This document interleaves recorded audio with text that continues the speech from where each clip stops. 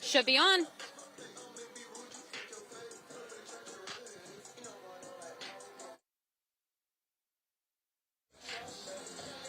I can't hear them. I don't know if they can hear me. We can hear you. I can. Yes. Valerie, Yes, that's better. can you hear me? I can hear you. And it's Bell, correct? Bell, like the kind you ring. Yep. Okay. Hey, Valerie. Do you hear that song in your ears at all, Ring My Bell, or do you like anti-Ring My Bell? I just need to know. She's going to interview the administrator.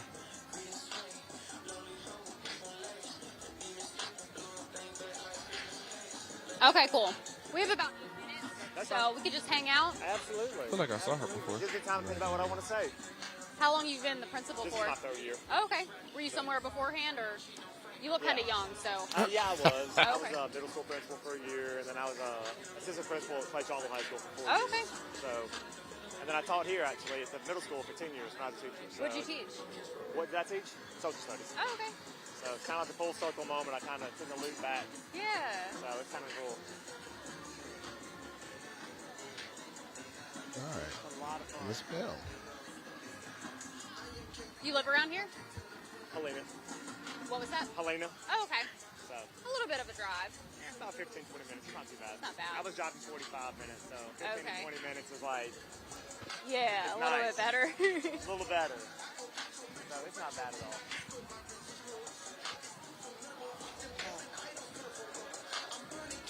It turned out to be a pretty nice night after all that said and done.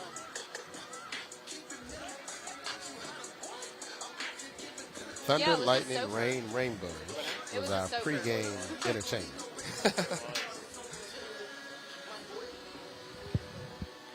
Thunder not so good. Lightning definitely not good with that rainbow. Should show we might have a good season opener tonight.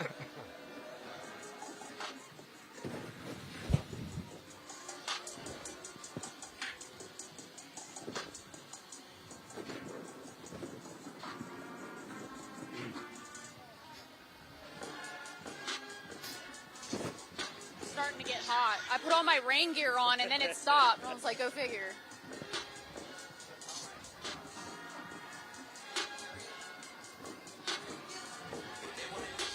Good.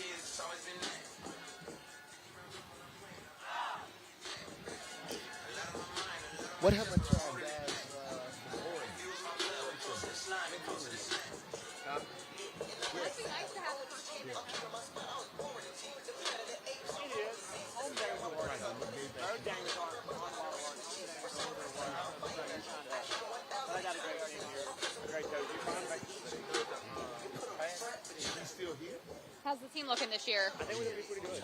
Okay, I heard that the experience in the quarterbacks was a Yes. major advantage. Yes, we have experienced quarterback, running back, wide receiver. They can be pretty good this year. Yeah. So, I love it. I love the beginning football season.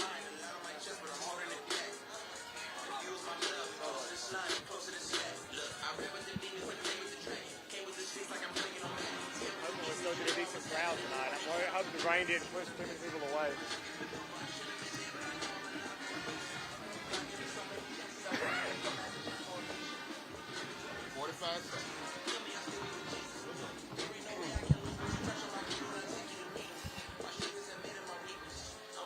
All right.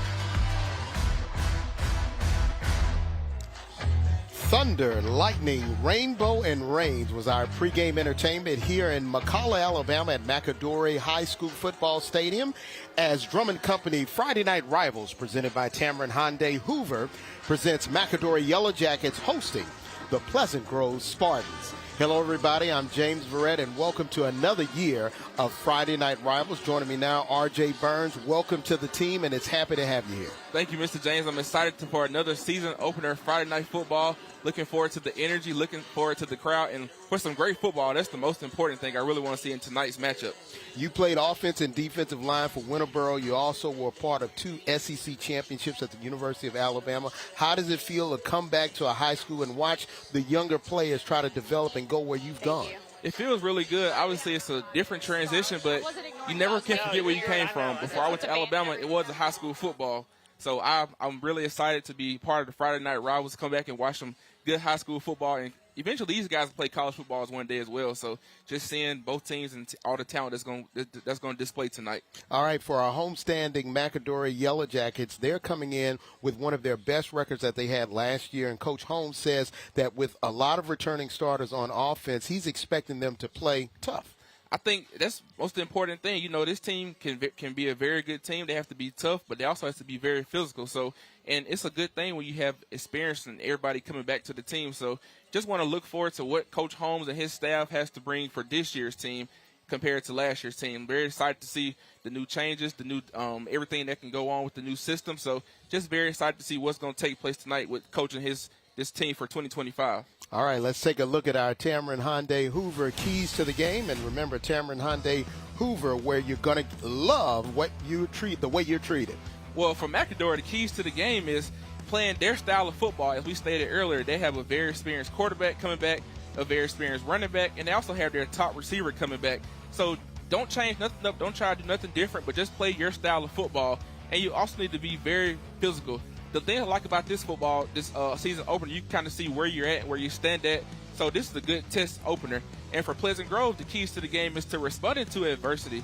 You know, this is a new head coach. He has his new system. He has new players in. But I want to see how they're going to respond to him and how he responds to the players when things go wrong.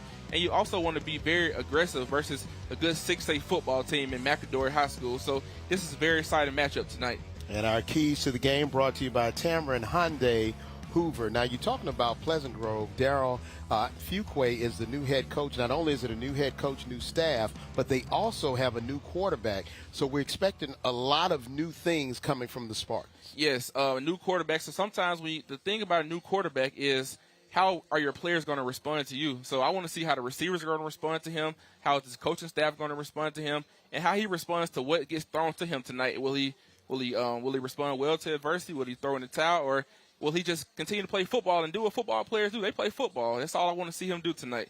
It'll be a bowl of nerves for the Pleasant Grove Spartans going on the road for their season opener under their first-year head coach. And also for McAdory, they're trying to maintain that level of excellence that they had last year. Stay tuned. When we come back, we'll have a little bit more as we count you down to kick off 2025 right here on Friday Night Rivals.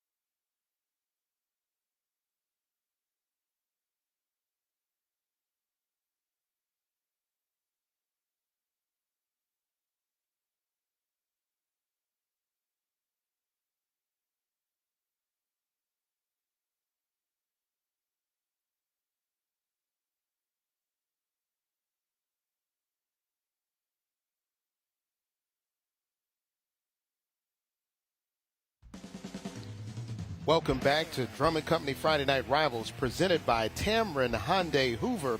Remember, Tamron Hyundai Hoover, where you're going to love the way you're treated. Now let's go down to the third member of our broadcast crew, Valerie Bell, who has the principal of McAdory, Andrew Reed. Yes, it's very exciting. I'm sure it's got to be a very exciting night for you. First home game and first game of the year. Absolutely. There's so much energy in the atmosphere tonight in the stadium. It's just a really fun thing to kick off high school football. And with all the excitement, there was a little bit, or should I say a bit of rain earlier. Crowd still coming in. Has that really had any impact that you see here? I don't think so. I think being the first game of the season, there's a lot of excitement. I don't think the little rain's going to mess up anybody. And that's great. And what is your favorite thing that you're looking forward to the most about this game? I think, too, just getting out here and seeing the guys, all the work they put in this summer, just to see them put it out there on the field and just give their all.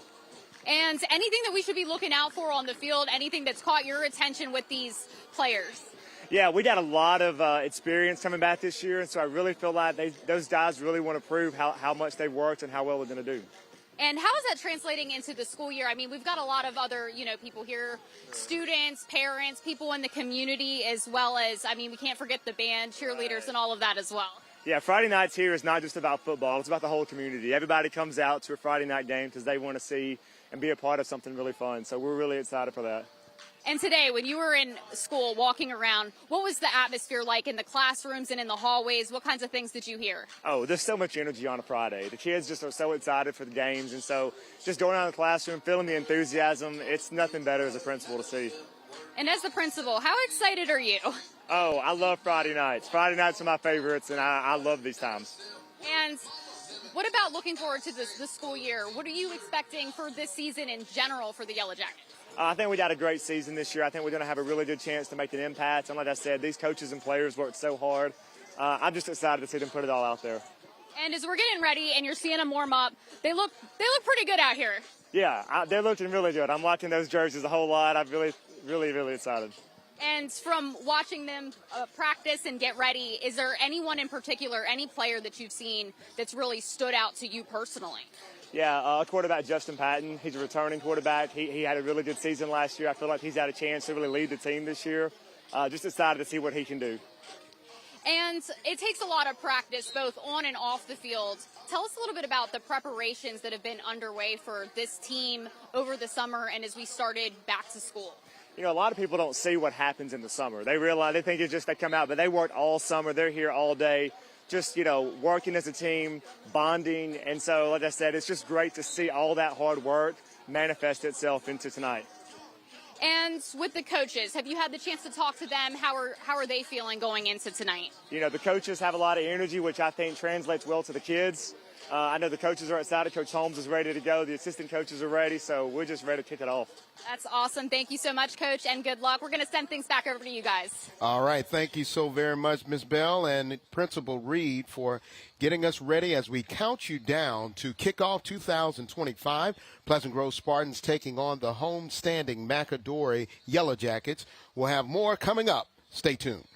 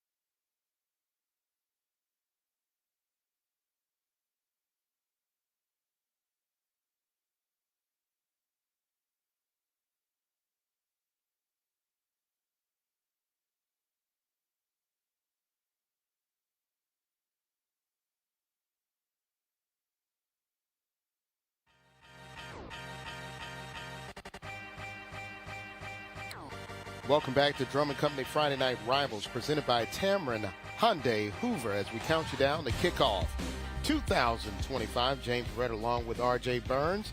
And there is the head coach in his 5th season here in McCalla, Arvia Holmes. He has really propelled this team, transformed them from being a wing T offensive team to a hard-nosed spread offense.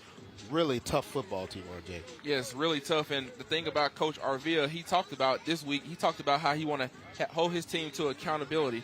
But he also wants them to be, even though he's a wing T guy, he wants to be physical and running, and he wants to throw the ball. So I'm interested to see how Coach Arvia and his team responds tonight to the season opener versus the McAdory Yellow Jackets. Well, for McAdory, the Yellow Jackets were traditionally that wing T offense, and Coach Holmes said we had to bring them into the 21st century. And you know the 21st century is all about passing and receiving. And this young man right here, number 4, Carter Fagan, did a lot of that last year. 58 receptions, over 1,000 yards receiving, and 6 touchdowns. He comes back and really is the target for this offense. Anytime a lead receiver or any elite player on any team comes back, that's always very important, because not only is he a veteran, but he's someone that a teammate can depend on, the coaches can depend on, but he's also someone that can probably show everyone else the ropes to how to be successful on a good football team. But the thing about that is, a player like him, you always interested to see how they're gonna answer to a brand new football season, because last year is last year, but this year is a new year. So I'm interested to see, can this young man pick up where he left off at? Well, do you expect to see him to be double teamed and triple teamed, because he had so much productivity last year? I definitely expect to see this guy double teamed as well, because anytime a guy like that, people spy on him, they like to key him. So I would expect everybody to have all eyes number 4 at all times. I can imagine the defensive coordinator in the press box is telling his guys at all time, or that's been the emphasis in practice, we have to know where number 4 is, but on a 3rd down situation, or we know they're going to throw the ball, make sure we have all eyes on number 4. So that's going to be very key tonight. Young man has some nice size on him as well. So, I mean, I'm just excited to see what he's going to do and how can he respond to adverse situations tonight. Now, on the other side of the ball for the Pleasant Grove Spartans, all eyes on their head coach, Darrell Fuqua. He left Thompson. He was the defensive back coach and recruiting coordinator there, and he's taking his first head coaching job. A lot of nerves for the fans and also for the coach. Yes, anytime you open up the first game, especially as a head coach, I think it's always nerves and jitters. But the thing about that is you can't always show that, because sometimes when you're a coach, the players feed off your energy. So you have to be positive. You have to show the guys that, I mean, you're not afraid to take on any challenges. But I'm excited to see what this coach can do, because obviously we know him. He's coached around a few neighborhoods, but his stop at Thompson, he was the defensive coordinator, and he also helped the recruiting. So I'm excited to see what Coach Darrell can do tonight to, as a first-year head coach with the Pleasant Grove Spartans. Well, for the Spartans, the cupboard was not there when Coach LeBeau left to take the offensive coordinator job at Hoover High School. They had a run in Class 5A of 3 state final appearances, did not get a blue map, but they were semifinalists for a number of years. They dropped down to Class 4A, had what they consider a disappointing year, only making it to the 2nd round of the playoffs. But this year, they have a new quarterback in Tim Blue. This is a young man Coach Fuqua literally found walking the halls.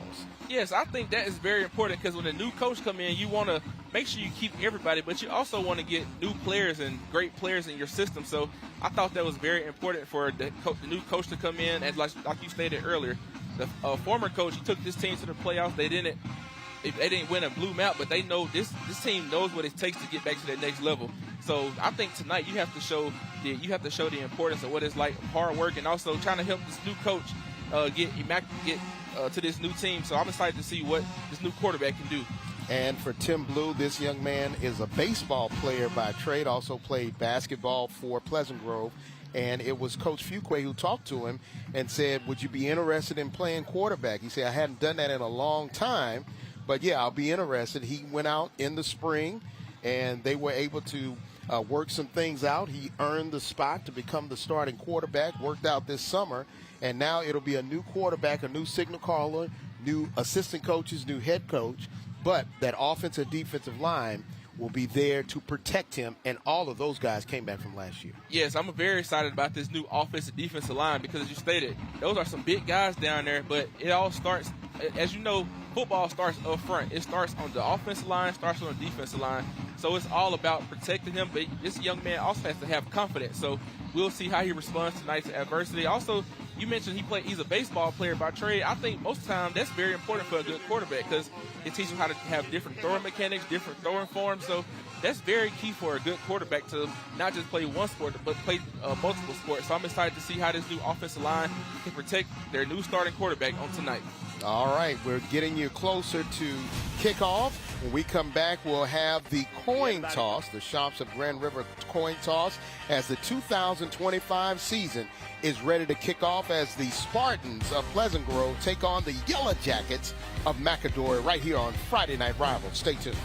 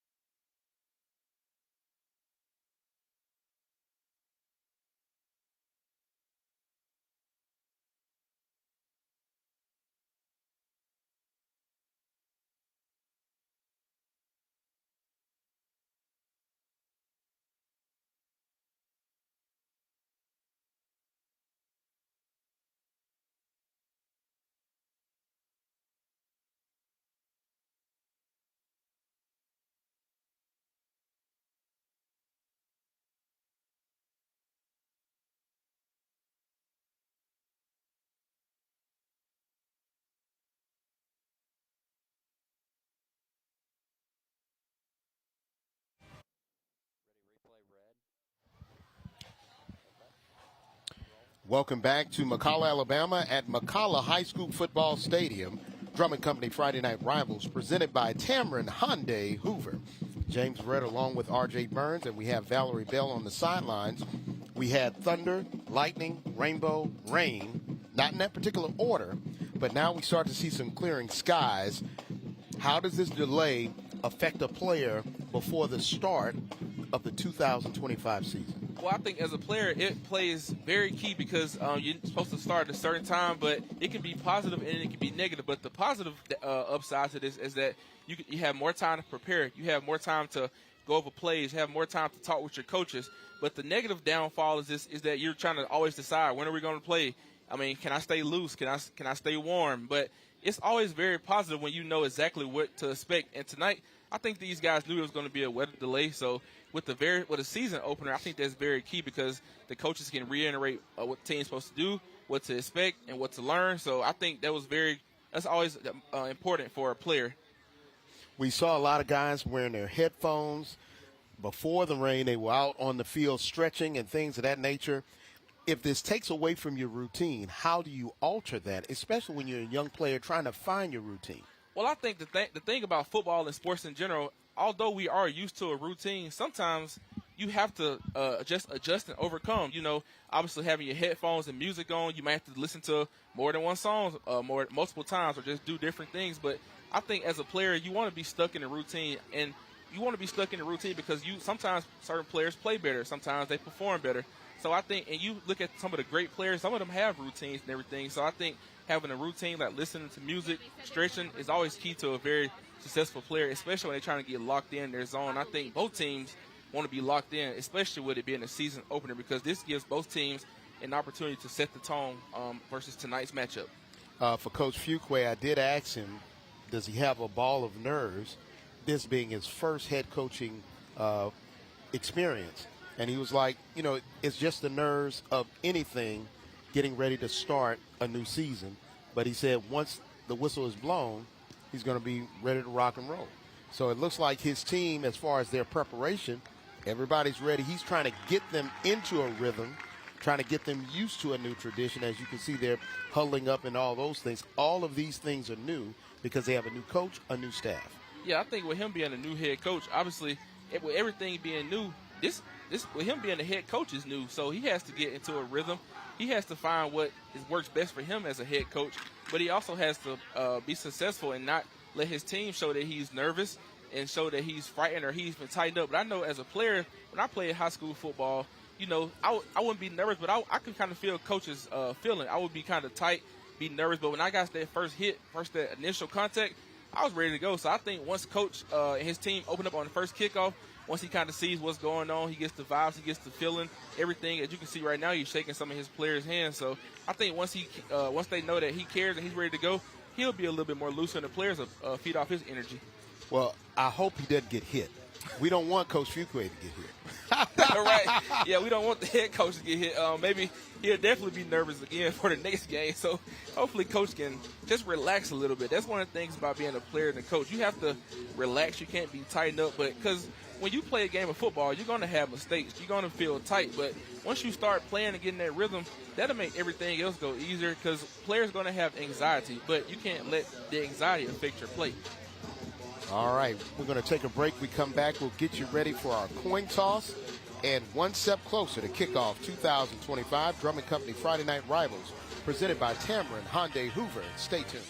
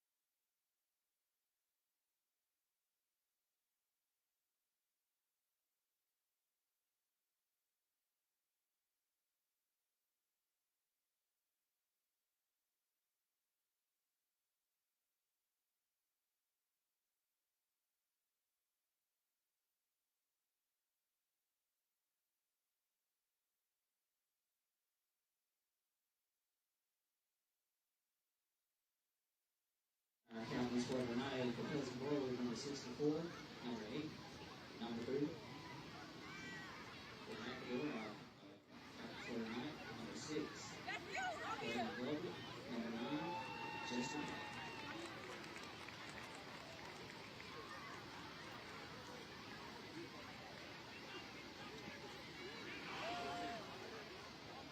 If you will stand as you get ready to have the IO5 flag. And time now for our Shops of Grand River coin toss. Remember, save even more at Birmingham's only outlet center. And now it's time for that coin toss as our officials explain everything that they need to know about good sportsmanship and also about the coin as we are ready for the coin toss. McAdory in the all black, and it is the Spartans of Pleasant Grove in the white. There's the coin toss.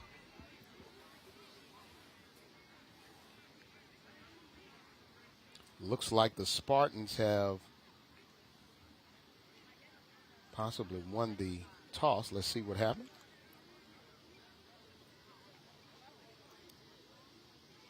And the Spartans won the toss, and they will defer, which means that the Yellow Jackets will receive.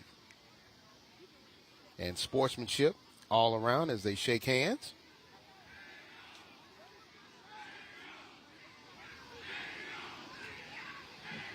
And brick by brick is the philosophy that Pleasant Grove has for head coach Darryl Fuqua. Just get a little bit better every day. And they want to build brick by brick.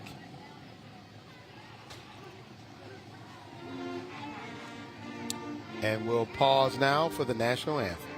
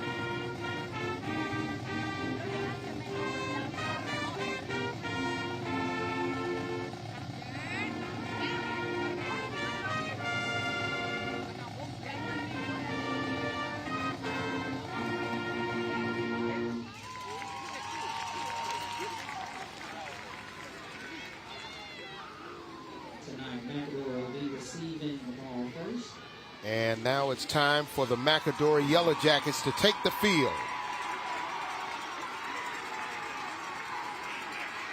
One step closer to the 2025 season kicking off as Coach Fuqua is marching on the sidelines, and they're putting up their banner to run through as the Spartans are ready to run through theirs. They say they're out of control. No brakes.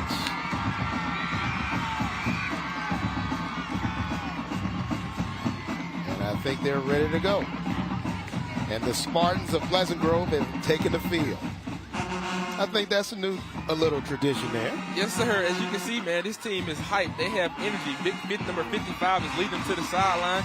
This may look like a good sign to Coach Darrell's new debut as the head coach for the Spartans. You know, the players have tons of energy, so hope they just can display that on the football field tonight as we get ready to kick off the season opener. And for those of our fans at home who are new to Pleasant Grove, they were a 5A team. They dropped down to 4A. They're going up against McAdory, who is listed as a 6A team. So pound for pound, Pleasant Grove is considered one of the best teams in the state. For McAdory, they are a rising 6A team that has really played well. Last couple of years, they've run into a powerhouse called Saraland back-to-back years in the playoffs.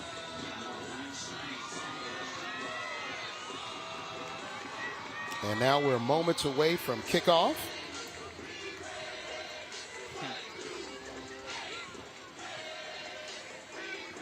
Mamadou Berry for Pleasant Grove will handle the kickoffs. Our Coosa Financial Credit Union kickoff. Remember, Coosa Pines Federal Credit Union is where you belong. We're committed to providing personalized financial solutions to help you achieve your goals. Go to Coosa Pines ESFCU.org today. And here's our kick. And it goes into the end zone. Jamari Harris was the closest person to it. So now McAdory will have the ball at their own 20-yard line.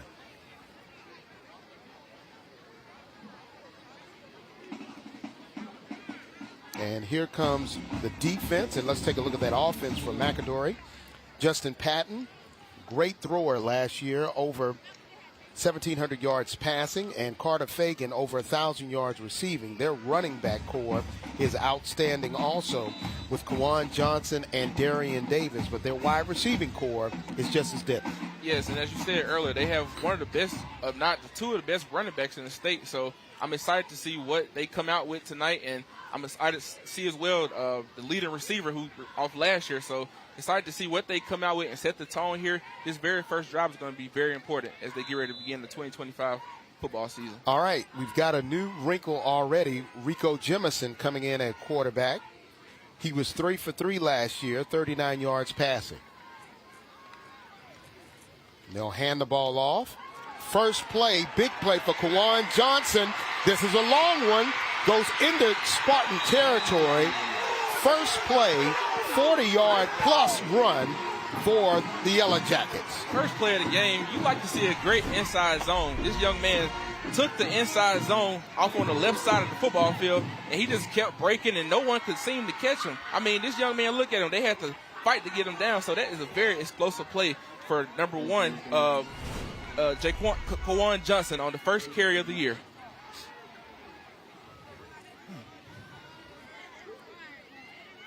Now Patton back in at quarterback. He's going to throw a flea flicker out to Darian Davis, but Davis just can't hold on to it. Take a look at the defense for Pleasant Grove, which is stout. Yes, sir. This Pleasant Grove defense is stout. You look at, you have number 40, Brian Griffin. You have Charlie Taylor, which is at nose guard. You have 54. So you look at those big guys on the inside. I'm just very excited to see what they can bring, and they got to be very physical up front. Second down, 10. Going to run it. Another huge run. Darian Davis trying to make up for losing that ball. He dives in into the end zone. Touchdown. 38-yard touchdown run. A City of Bessemer touchdown. Wow. That's the way you want to start things. This young man is really starting things off very fast, very physical, and this young man is playing very free. Take a look at the replay here. This young man taking the inside zone, but he reading the linebacker and reading the defensive end, makes a cut, makes a juke, and he just keeps fighting to the end zone. Look at him, number 22, get off me, and he dives into the end zone for a touchdown. Point after attempt is up, and it's good. Just like that, the Yellow Jackets are up 7-0. Wow. Well, James, that didn't take very long at all, man. I mean, we talked about how this team has to come off very explosive, very physical, and, I mean, they started off very fast, man. They look like they look very sharp, and I'm excited to see how they can respond on defense. I also want to see how how the new coach can respond to this fast-playing offense. So it's very interesting to see what's going to happen after this very explosive drive. 38 yards on that touchdown run, our City of Bessemer touchdown run. Remember, City of Bessemer, the Marvel City with growing jobs, affordable housing, and strong schools. Bessemer, Alabama, opportunity lives here. So now for Coach Holmes, he's got to see if his defense is going to match that level of big play physicality.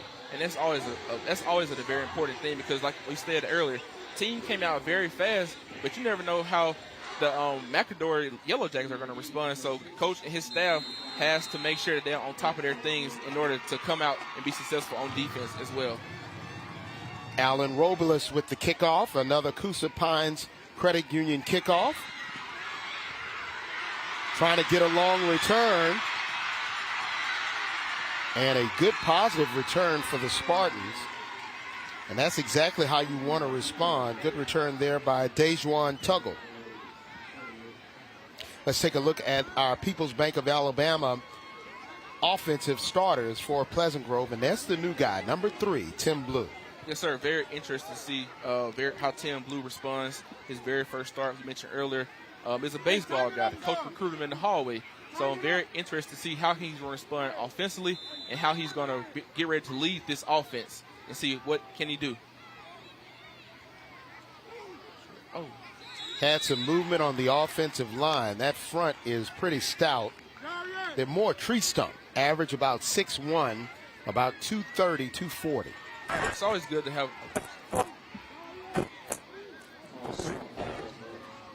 All right. Let's take a look at the defense for the McAdory Yellow Jackets, brought to you by People's Bank of Alabama. Obviously, you have have number 94 Ezekiel Anderson. You have number 93 Dylan Chambers. So very excited to see how this defensive front responds. Sending a man in motion, and now keeping it is Blue. And Blue tries to get some of those yards back, but he's met by a host of black shirts. Yes, it was a quarterback keeper on that run, so he got like 4 or 5 yards. But on a play like that, I mean, you only need like 3 to 4 yards to be successful in a high school football, any real level football as well. So just excited to see what he's going to do and how what's this next they can respond to this next play. Second down and about 13 yards for the first. Blue staying in the shotgun. Now looking for a receiver, throws, and right over the defender. Great catch made by Caden Sanders. Great catch and a great throw. You look at this young man, he rolled out to his right. As you see on the replay right here, he faked the handoff. He get ready to roll off to his right, and he just looking and looking. But the thing I liked about this play, the young man was very patient. He took his time, and he made a very good catch. I mean, he made a very good throw, and the receiver made a very great catch. Moves them into Yellow Jacket territory. Now 1st and 10 from the 46-yard line.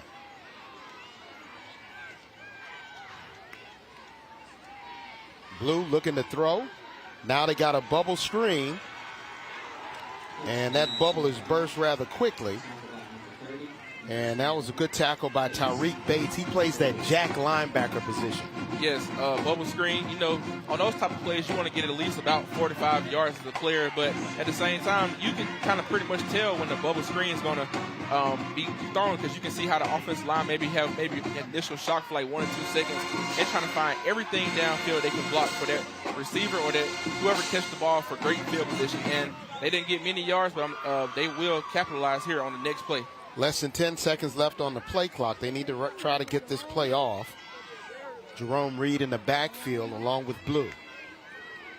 Going to give it to Reed. Reed gets to the line of scrimmage, but he's quickly wrapped up. As you can see, 3 or 4 black shirts. Coach Holmes said by necessity, that's how they've got to tackle, gang tackle. As you can see, it worked on this very play. You run a trap play right here. You see the guard pull, and the running back got off his behind. But as you can tell earlier, a swarm of defenders got him on the ball, and they tackled him to the ground. So that's the kind of effort you want to see from this defensive front and defensive team like this. They need to get inside the 40 down to about the 34 for a first. Third down. Blue trying to make a check on the line. Quick pass out to Sales. Sales spin move. Ball is loose. It's picked up. And it looks like it's going to be Yellow Jacket football. But will they say it was an incomplete pass? No, they say it's a fumble, and it'll be Yellow Jacket football, our first turnover of the 2025 season. Well, that's something you don't want to see on the first offensive possession. It looked like it was going to be a quick screen to the left to the receiver to the left, number 2. But when he got tackled, he couldn't hold on to the ball. And a swarm of defenders, I mean, they all come to the ball and they knocked it out. So it looks like it's going to be the Spartans' ball. And they'll give credit to Jordan Hawkins for the fumble recovery for the Yellow Jackets. Now they're in good field position right at midfield.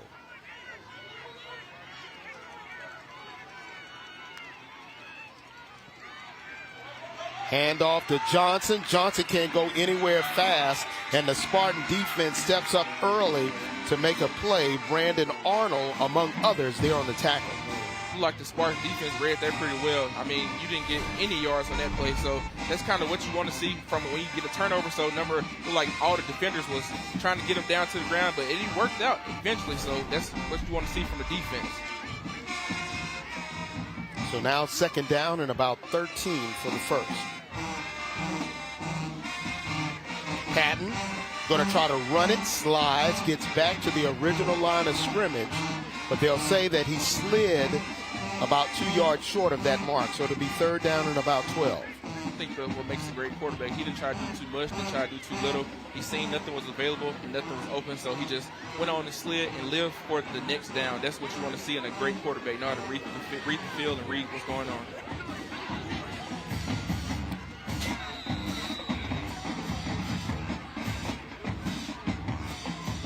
And it looks like we may have had some movement issues on the line. Let's see what our official call is. They say it was on the defense. So now 3rd down, make it a manageable about 3rd and 7. Yeah, so want to know what's going to play right here. You can be a screen, it can be a quick run. I just want to see what they will dial it right here. They need about a few yards, so just decided to see what they could possibly make out of this play right here.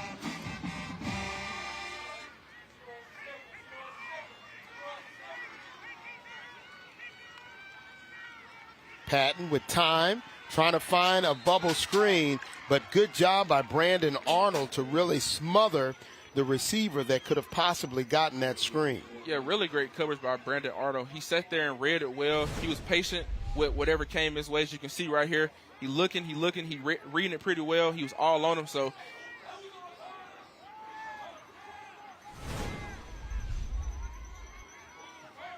So now Justin Patton trying to get some instruction.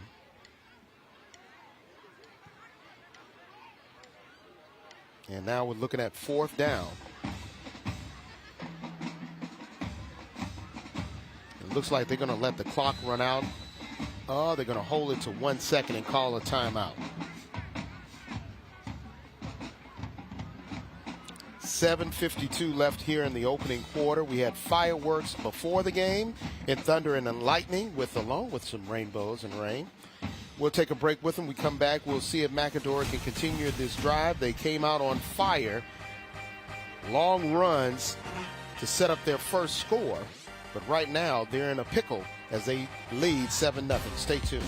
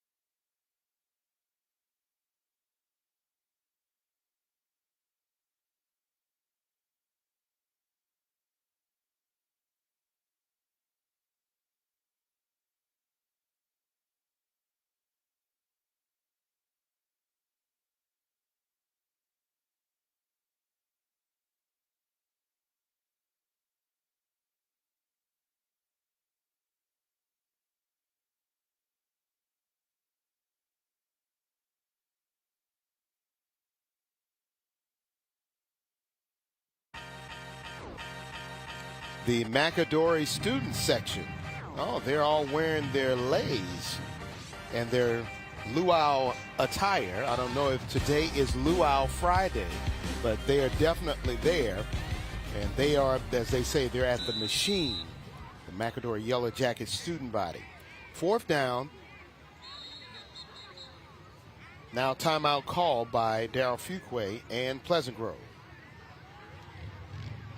So now Fuqua basically trying to play chess a little bit. He saw the alignment, and now he's just trying to make sure they have the right personnel. Well, as a good coach, you want to make sure you always have the good personnel and putting your team in a very good space to be successful. So I think that was a very great timeout and a very great check for Coach Darryl Fuqua and his team right here, because, you know, as you said earlier, they were a very good offensive set, so you never know what can happen. So you always want to be prepared. So I think this timeout would be worth the timeout here. So they have to be prepared for a pooch kick, but also be prepared if they go for it and try to make a play to get a first down. Let's go down to Valerie Bell on the sideline. Valerie? Hey, the weather has cleared out, and it feels pretty cool out right now compared to how hot and humid it was earlier. You can see beautiful skies right now. The rain is definitely out of here. You know, it was really pouring earlier. We were hearing that thunder and seeing that lightning, and everyone kind of ran inside real quick. you wouldn't be able to even tell now by looking at this field and looking at the stands on both sides of the field tonight. The stands are packed. People are excited. You can feel that out in the atmosphere. You know, this is the first game, so people are coming out for both of these teams to support them. The weather wasn't going to stop them, but, you know, it's just a really great night out here, and the weather has definitely made a lot of improvements. Back to you guys. All right, thank you, Valerie. And looks like it's an incomplete pass, and the defense will hold for the Spartans. And looks like tragedy avoided off of that turnover that caused McAdory to get the ball. Yeah, it looks like Pleasant Grove timeout was very productive right there. The coach saw a wrinkle. He saw what could possibly happen. As you can tell, it was a turnover on downs right there. They was in an empty backfield, empty back set. I tried to throw a quick slant, but as you can tell, it was no good. So I'm excited to see what Pleasant Grove does here on offense. Tim Blue back in at quarterback.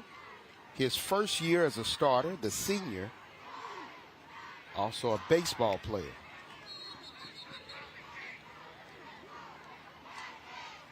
Looks like they had movement again, second straight series that they've had a little movement to start their drive.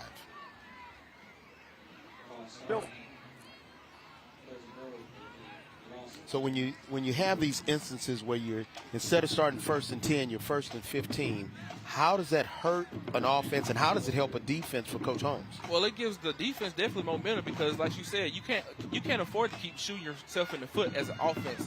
This gives defense momentum because they feel like they're controlling the offense. But in offense, you just have to capitalize on little things like false starts and different things like that because you don't want to continue to give this defense momentum. You feel like they have control of you. Keeping it as Blue looks like a broken play, and he's able to get to the outside but not get to the line of scrimmage. Good strong tackle there by Jordan Hawkins, along with Caleb Gosha. Yeah, there was definitely some confusion. He tried to run it off to, he didn't even know which running back he was going to give it to, but he tried to make something positive. But as you can tell, a host of McAdory swarm to the ball. That's what you want to see on a play like that. But you also want to make sure there's no more confusion in a play like that to gain positive yards. Now it's second down and very long. Call it about 16 yards. They need to get into McAdory territory to get close to a first. Blue getting some pressure, going to make a throw, and it's tipped, almost intercepted. Quentin Johnson was the intended receiver. Good coverage there by Trey Blanding. Yeah, really great handoff.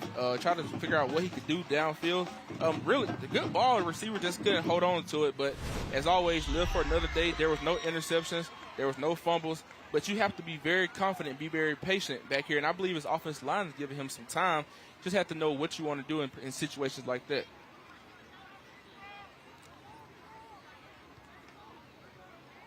Third down, need to get to the 42 for a first. Bubble screen, out to Reed, and Reed gets a few and gets all the way back to the original line of scrimmage, but still 10 yards short of the first.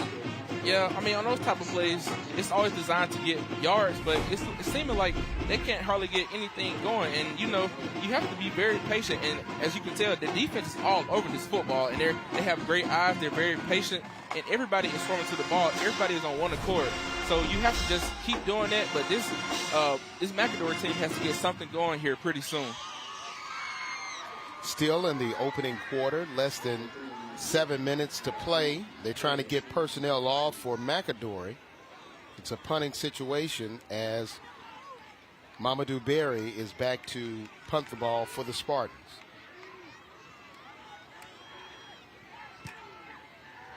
High but short.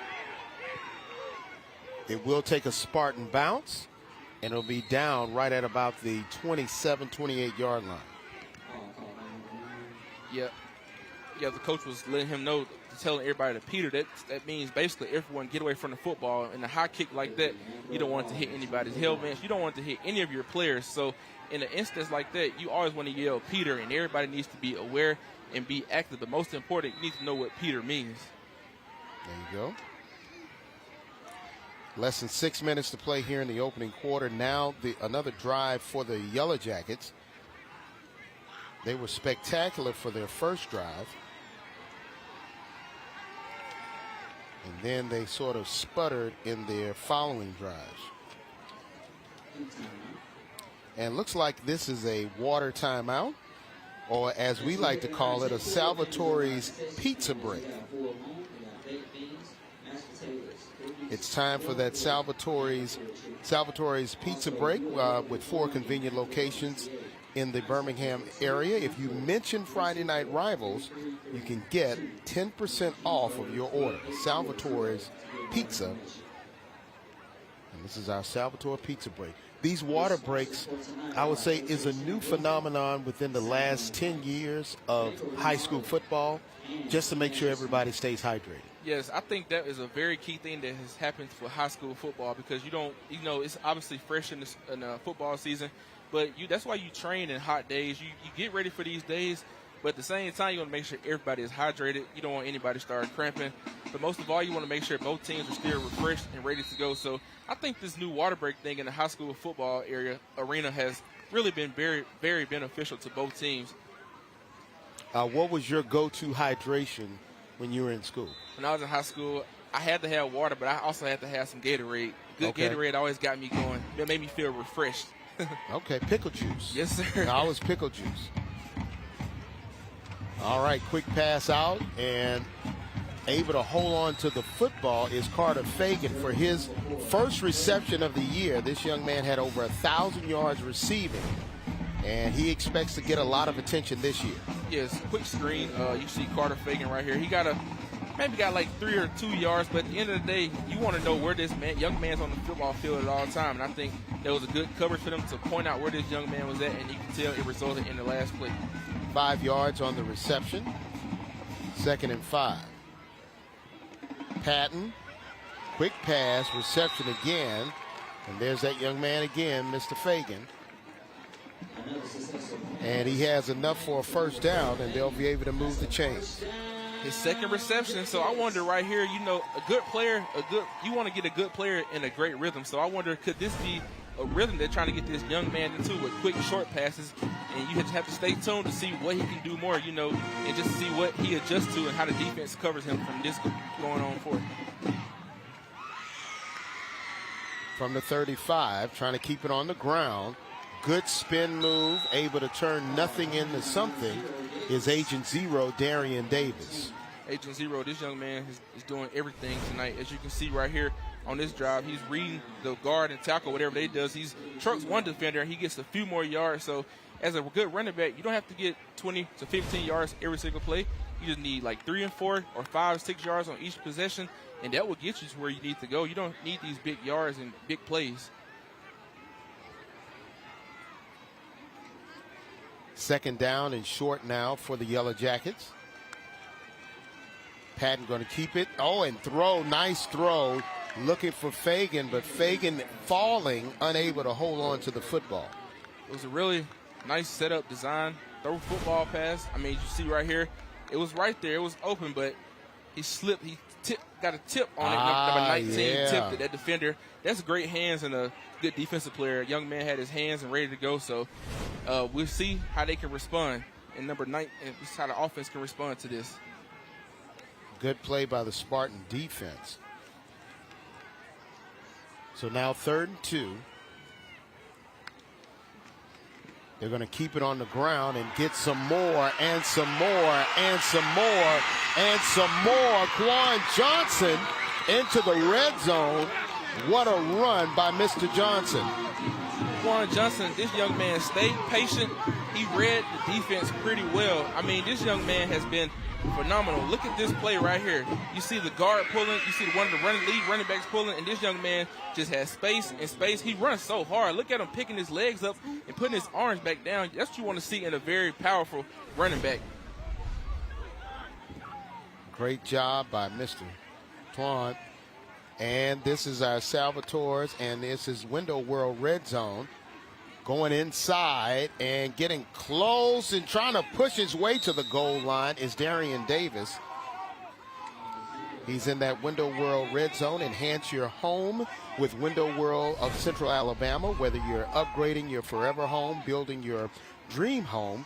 Renovating your commercial property, our American-made replacement windows, doors, vinyl siding offer you more than just a design statement. They redefine durability, performance, and value, setting a new standard in how you live or work.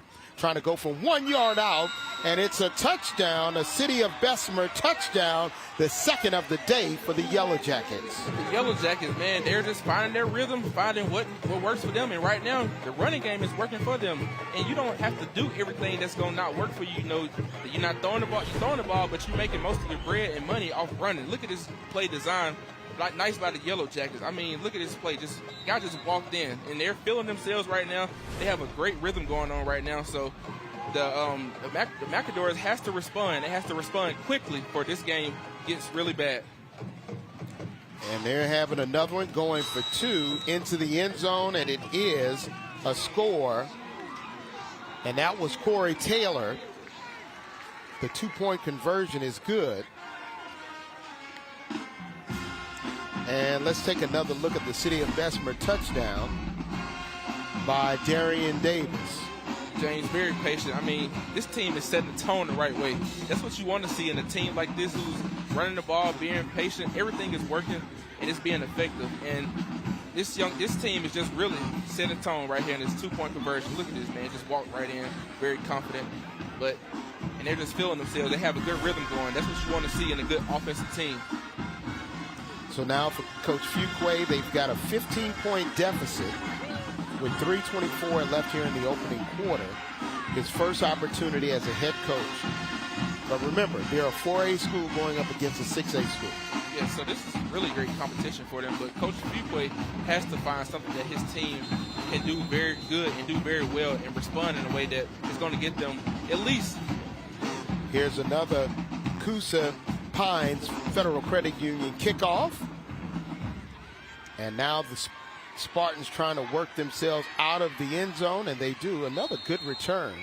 Return team's doing pretty good tonight for Pleasant Grove. Yes, the return team is doing really well. I mean, you got good field position, great yardage. And this maybe this could be a spark, maybe this couldn't, but we're waiting to see what the flag could be right now. You never know what could go on in a return like this, but this drive, this possession, it has to be it for Coach Fuqua and his offensive team. So I just want to know what can he do, what spark can he have for his team, and how can they sustain that and keep it going for this offensive drive.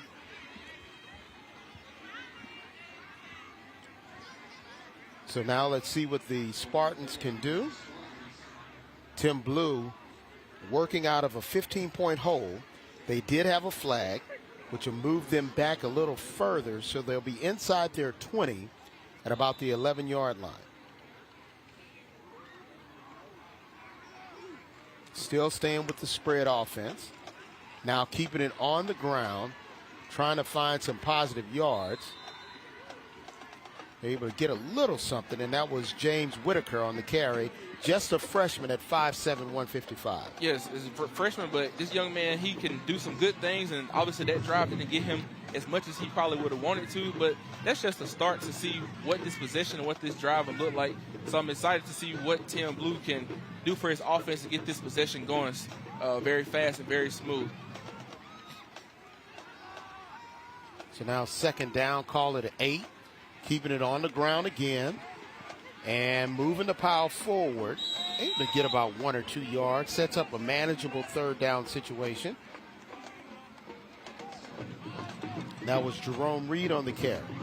Tried to do a zone play. Didn't get it really much yards, but this young man, I mean, they have to find something that works for them at this point. They're trying to do some little things, trying to go back and forth on the field, but they have to see what can happen right here in this formation, in this drive right here.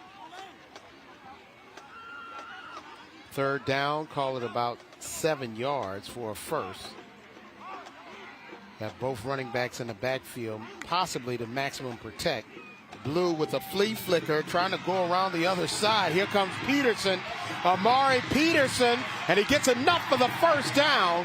Great job, and there's a late flag that'll add some more yards to it. But good play call by the Spartans. That's what you want to see, a great spark like that. I mean, a good play like that. They were being patient. They saw the last play didn't work. the previous play before that didn't work, so they turned to what you call a reverse sweep, and they kept it going. I mean, young man got a lot of great yards, was very patient, and that's what you want to see. Hope they can keep this momentum going and continue to give the defense problems like they did on this last previous play. Man, what an awesome run and a great dial-up by Coach Few and his offensive staff.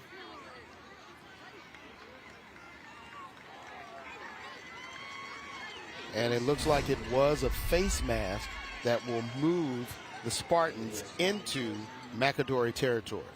Well, that gives them 15 more yards. So let's see how they can respond to that, and let's see, can they get another 15 yards, or not even a good 15 yards, but like I said, they just need to keep getting positive plays, 5-yard drives, 10-yard drives, and hopefully they can respond to what just happened in another positive way. Misdirection helped them continue this drive. Now running the football, gets them to the line of scrimmage, but not much else. As once again, another group of black shirts there to corral Mr. Whitaker. Not much on that play, but you want to know what can they do to continue to just nice spark that they had a while ago. McAdory was all over that play right there. I mean, they all swarmed to the ball, and sometimes that's what it takes to be a good defense. You have to be patient, have to know where the ball at. Those good defensive linemen are striking and shedding. That's really a good thing for a good defensive lineman. When you strike and shed, see where the ball at, and they're doing a really great job of that to get to the football.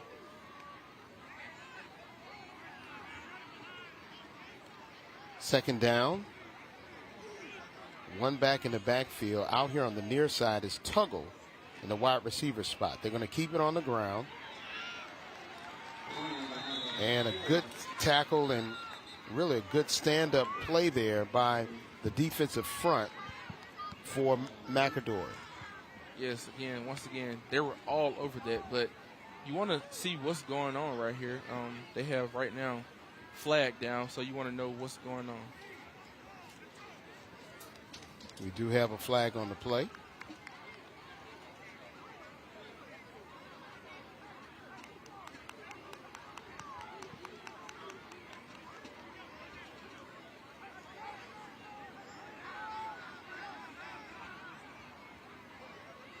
And less than a minute to play here in the opening quarter. But it's going to move the Spartans back. Way back.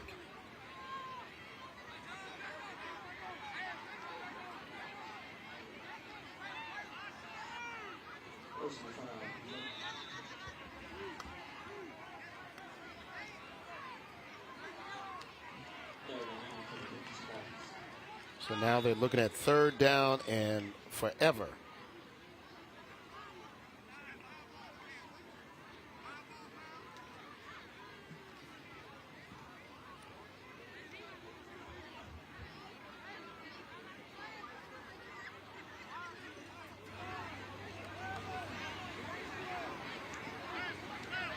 Officials are conversating, trying to figure out, most likely, what the official call is.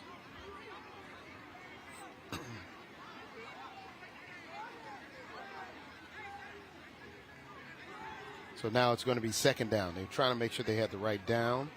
So instead of third down, they're going to repeat second down, but now it's second down and 25.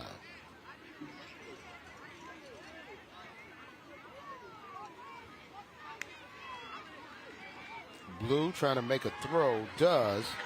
Reception made by Sales. Sales holds on to the football and gets a lot of those penalty yards back. That's really something you want to see. You can't have a lot of positive yards, then shoot yourself in the foot with negative penalties like that. So they didn't get a first down or they didn't get a lot of yards, but those are positive yards that you want to see in a drive like that. We have come to the end of the first quarter here in McCalla, Alabama, as McAdory, outstanding offensive performance, has a 15-0 lead over Pleasant Grove. Stay tuned, second quarter coming up next. You're watching Drummond Company Friday Night Rivals presented by Cameron Hyundai Hoover. Wow, what a play. Stay tuned.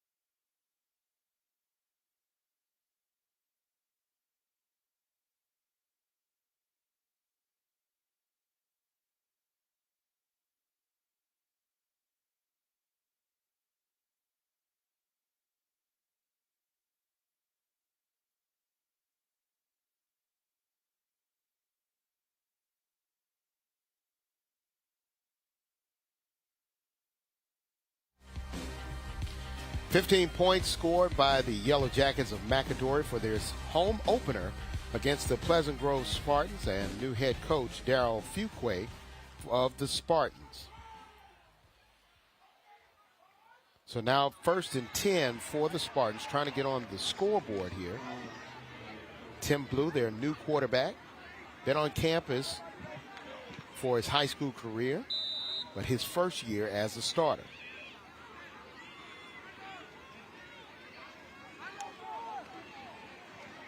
Looks like they might have been able to get away with one with a little movement.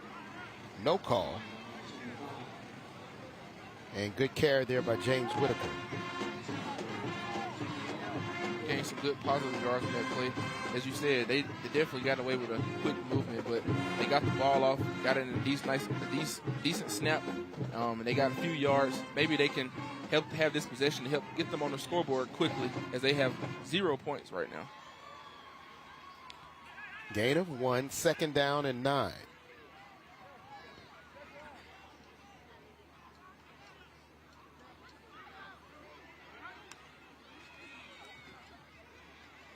Quick pass over to Tuggle, and Tuggle is quickly wrapped up and brought down by Braylon Ellington.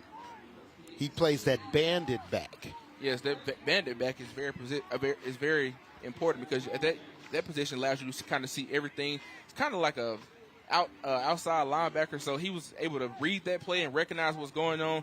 And once he figured out what was going on, he was able to get all over that possession right there. So what a great read by this young man. Once again, 3rd down and long for Pleasant Grove. Reed, the only back in the backfield, along with Tim Blue. Going to give it to Reed. Reed had some room to run on the far side, and he gets hit and hit again. And good gang tackle. Cam Ford there. Also Trey Blanding there to make the tackle.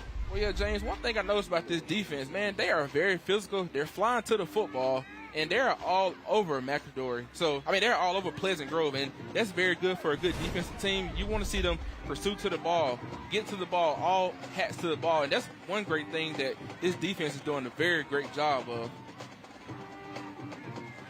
This defensive front trying to pitch a shutout. Now 4th and long, and looks like because of their field position, they're going to go for it. Blue is still in the shotgun along with Reed in the backfield. Going to send Tuggle in motion. Blue, throw, and incomplete. Trying to find Javion Sales, but just sailed it over Sales' head. Yeah, the play was definitely there. It was a nice play design. The route was there, but as you said earlier, it was just slightly over his head. But I feel like if he would have got that play, that would have gave him a good spark. Let's go down to Valerie Bell, who has a special guest from Fortis Institute. Yes, I've got Jaden Jocelyn here with me. First of all, tell us all a little bit about what Fortis Institute is. Yeah, so Fortis Institute, we're located in Birmingham. We're an accredited school of higher learning that focuses primarily on hands-on programs in skilled trades, allied health, and the medical field. And she touched on it a little bit about the kinds of things you guys offer. Can you tell us a little bit more about that? Sure. We have 6 programs in total, 3 trades, 3 trades, HVAC, welding, and electrical. All our trades are 11 months. Our allied health programs, our medical assisting, dental assisting, and dental hygiene can all be completed between 9 months and 2 years.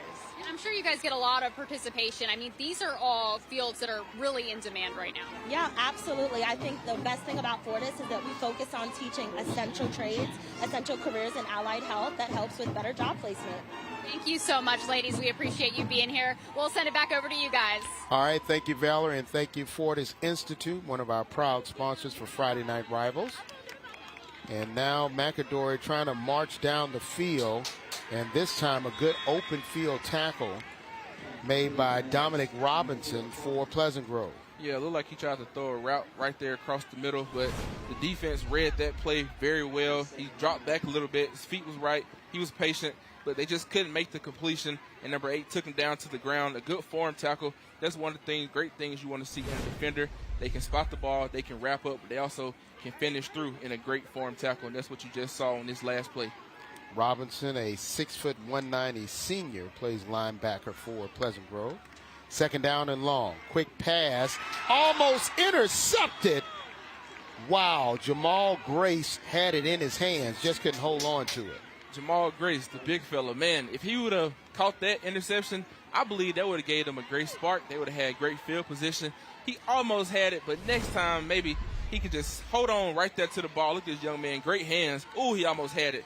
Man, those type of plays like to see, though. He's giving great effort, but you can't settle on that. You just have to move on to the next play and the next play, and maybe something greater will happen after that. Third down and long now for McAdory. Patton with time, trying to move some people around, throws it, and off of the helmet, off of his hands. Marcus Briggs had an opportunity to make a circus catch, just couldn't bring it in. Patton, that young man had all the time in the world. You can see him in the backfield here. This young man is being patient, looking down. He's also literally directing traffic, and he made a great throw. And the young man almost makes the catch, would have bounced off him. If he could have caught that, James, that probably would have been an ESPN Sports Center high school play. It'll be a Friday Night Rivals play first. Right.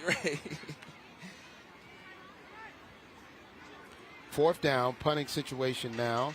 Robles. Alan Robles on to punt for the Yellow Jackets. And looks like they may have taken too much time.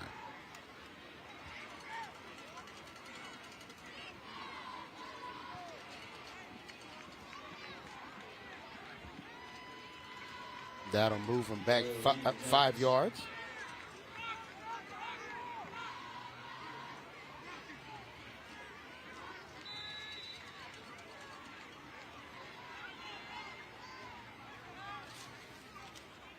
Robles now, high punt. He's got to get it off. He does and avoids disaster. It will take a Yellow Jacket bounce inside the 20, down inside the 10 to about the 9.5-yard line. What could have been a disastrous play turns out to be pretty good. We'll take a break. We come back. We'll see if Pleasant Grove can figure out a way to get on the scoreboard as they trail 15-0 season opener here at McAdory. Stay tuned.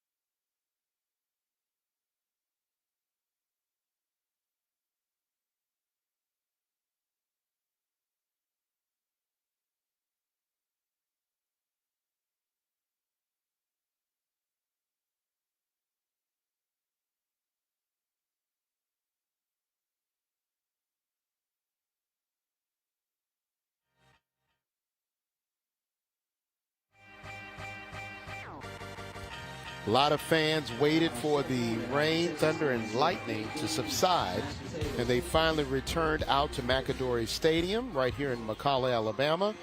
And this is a Jefferson County Department of Health timeout.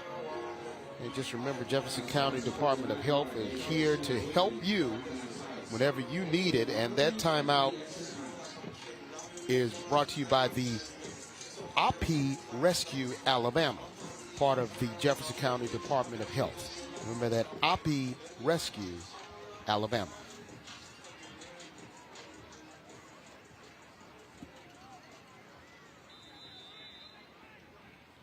So now working out of most likely their most difficult field position inside their own 10. Keeping it is Blue.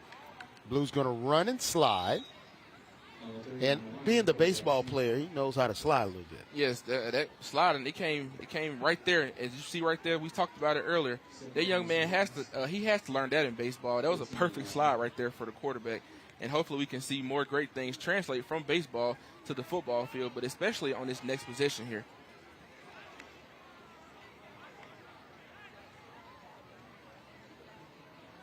Second down and about 6 to go. Tuggle in the backfield along with Blue. Going to give it to Tuggle, and they sort of sniffed that one out immediately. Terry and Anderson was the first person to wrap his arms around the young Tuggle. Yes, the defender flew straight to the ball. As you can see right here, he's very patient. He wasn't out of control. He kind of squeezed when he saw the running back, and it was a great form-fit tackle. It was also a lot of defenders came to the ball, so that's what you want to see out of this great defense. They have done it once again.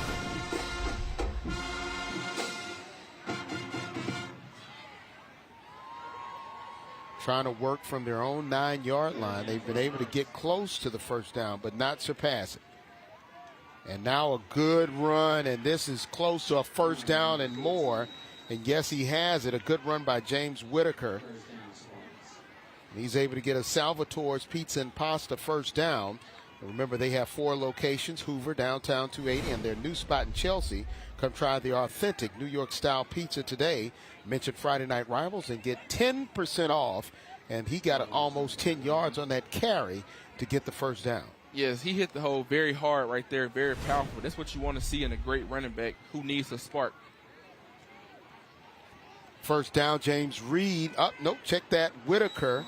And Whitaker just keeps his legs moving as he got hit and got smacked by Trey Blanding. A great player like that, it's always good to keep a good player in rhythm. So it's his second carry in a row, so just eager to see what could happen on his third carry. And like you said earlier, you have to know what you're going to do in these positions. So this young man read the hole, and he read what was presented to him, and he took advantage of it, and he hit the hole.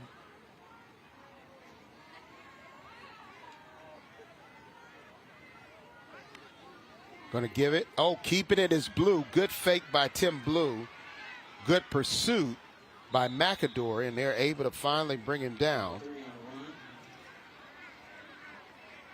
Very great pursuit by this defense.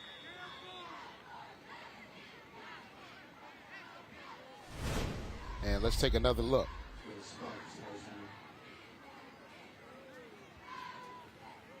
Trying to run wide, and they do run wide.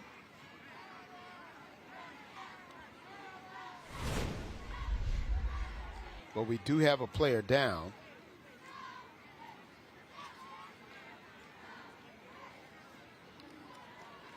That's a young man for Pleasant Grove. It looks like it's Charlie Taylor. Not sure. And safety is number one foremost here in the state of Alabama for our high school student athletes. We'll take a break, come back, we'll give you a status on the young man who's down. Stay tuned.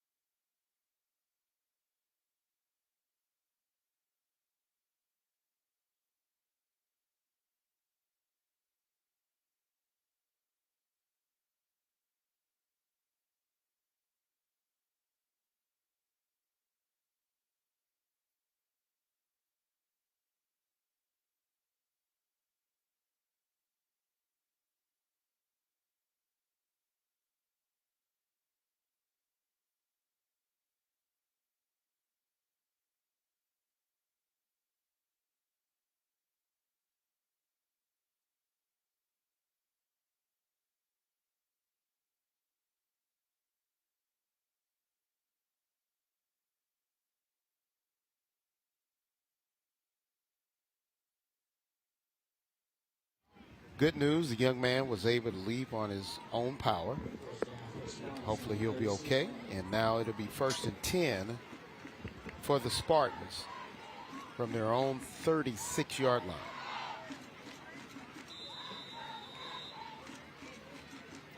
James Whitaker still in the backfield along with Tim Blue. Quick pass over to Peterson. Peterson, great move. Shake and bake, but he stumbles in the turf and gets out to about the 43-yard line. about 4 yards short of the first. Yes, that was a great throw, great pass. That first defender looked like he put a little shake and bake sauce on him. He almost got away from the second defender, but it looks like he made a slip right there in the turf, was trying to turn and go upfield. As you can see right here, great throw, great pass. Look at that, juke the first defender. Oh, almost got the second defender, but looked like his foot may have got stuck in the ground. But great play and a great catch by this offense. Second down and about 4 yards to go for the first.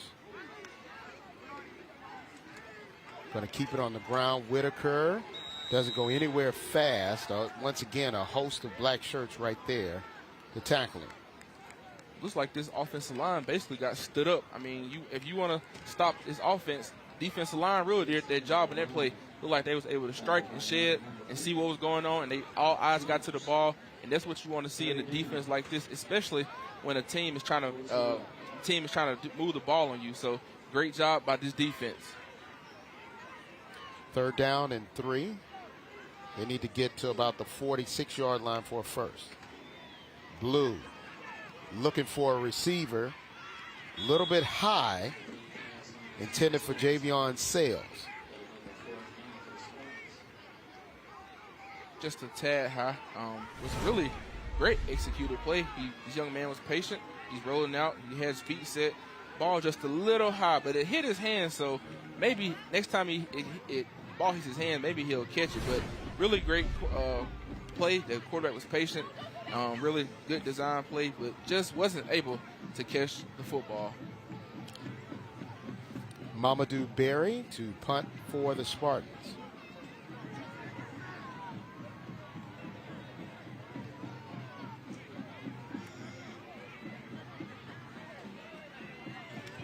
Low snap, but he's able to get it off. A booming kick. And it goes out of bounds, and we've got some pushing and shoving going on. Little extracurricular there. As these young men are really trying to let off some emotion. Looks like Ja'Cory Gaines was a little bit too physical with one of the defenders covering the punt. We'll see what the officials say.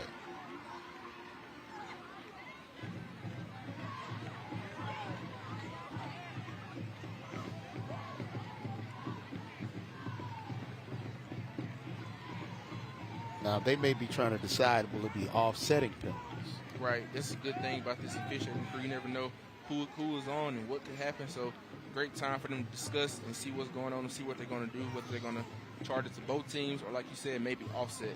But they were very physical at the end of that play, so we want to see what the officials may call on this penalty flag.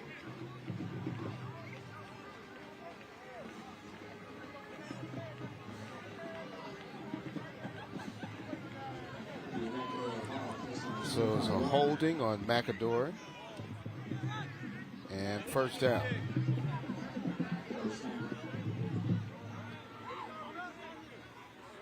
So even though they may have been exchanging pleasantries, one player wasn't supposed to hold. Right. He just probably got a little too aggressive and probably was just overthinking it. So, but have to capitalize on this type of plays like that. Trying to keep it on the ground is Darian Davis. Davis eludes a couple of defenders and pushes the rest forward to about the 20, make it the 30-yard line. One thing about this young man, he definitely runs hard. He's got great feet, great vision. Look at those cuts he's making on those plays like that. And as you can see right there, he's not determined to go down. This young man want to keep getting as much yards as he can. That's what makes a great physical running back. Great vision, great cut, keeps his eyes up, keep his feet not in traffic. And that was a really great possession by the young man on Darian Davis. Second down and about 6 yards to go for the first. Patton out of the shotgun. Going to give it to Davis again. Davis breaks free, but then eventually gets brought down, but not before he's close to a first down. And it is a first down. Another Salvatore's Pizza first down. And that'll move the chains. As long as you can keep moving the chains, doing the simple little things, as you can tell, it works. You don't have to have 15-yard, 20-yard. Look at this play right here. You know, he followed his big man up front, and he just just keep going, keeping his feet up, keeping his great vision. And everybody has to figure out a way to stop this young man. If you don't figure out how to stop this young man, it's going to continue to be a long night. Well, Taylor Ball just wrapped his body around his legs. Here comes Quan Johnson. Quan Johnson. Quan Johnson. He runs hard like a train. 10-5. Another City of Bessemer touchdown. This one a home run for Quan Johnson. This young man, he runs hard, but really impresses me. And you will see later on again, this young man runs like a freight train. He has his legs and his arms pumping very high. But once he cuts out to this edge, look at this play right here. Check out this play. He goes around the edge, boom, hit the hole, and he bounces out. And, man, look at this. You can't stop this young man. Feet and hands are just active, and he's just running. No one can stop him. No one can get him down. And that's what you like to see in two dual running backs like Darian Davis and Quan Johnson. These young men are really putting on the show tonight. Another touchdown for Johnson.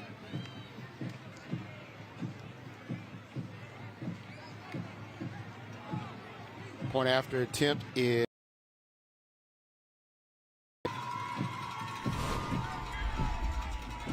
and here comes Quan Johnson. Right up the middle, and then he pivots and makes that move to the outside. Look how explosive this young man is. I mean, his feet and his quads just almost touching the sky. That's how explosive this young man is. And he's having a great night so far. Little turned up right there, celebrating with his teammates. I mean, as long as you're doing what this guy doing, you can continue to celebrate all night, but you don't want to do too much. You still want to keep your head in the game and live for other downs because the game is not over yet. 22-0, that two-point conversion that they had on their previous touchdown, helping them as the point after attempt was no good.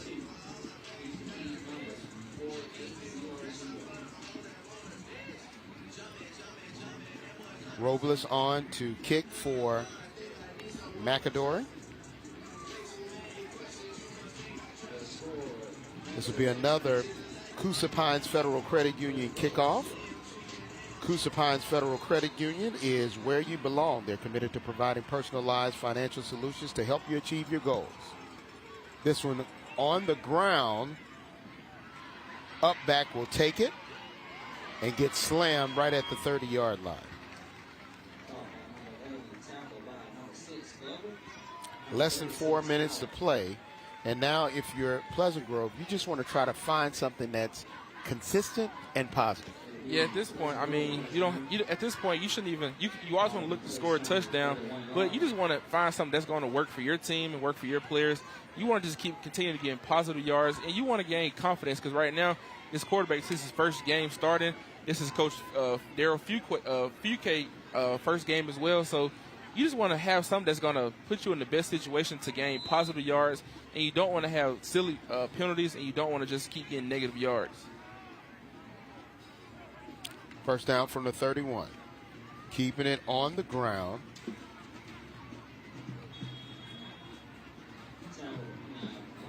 And good play by the defense, stepping up big to make plays.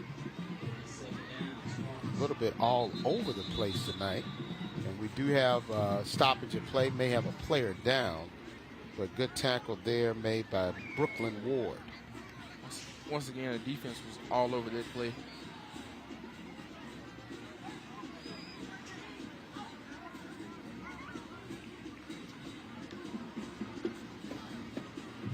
And this young man is in some pain. 3:12 left here in the second quarter. Coach Fuquay is out there to check on his player along with other coaches from Pleasant Grove. And Coach Holmes is out there to see exactly what's going on.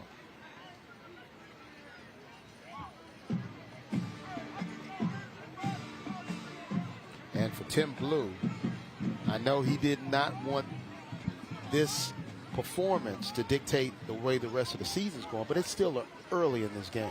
Very early, and this is what I like about season openers. You're able to see what you can improve on, what you've done well, and it's basically like a season opener. It's like a test basically. So after tonight's game, I bet you this young man is going to be in the film room with his coaches to seeing what I did well, what I did wrong, and I guarantee you this young man will improve throughout the season. But like you said, he still has to do things that help him gain his confidence. And he can't give up. He can't quit. And I feel like they'll try to find something exactly work for him, and maybe they can get in the rhythm here going pretty soon. Jacoby Williams was the player that was down. He is walking off on his own power, which is good.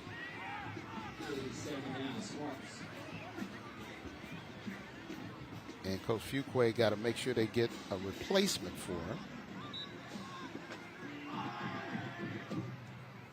And now we're looking at second down and about 8 yards to go, 7 yards to go for a first down.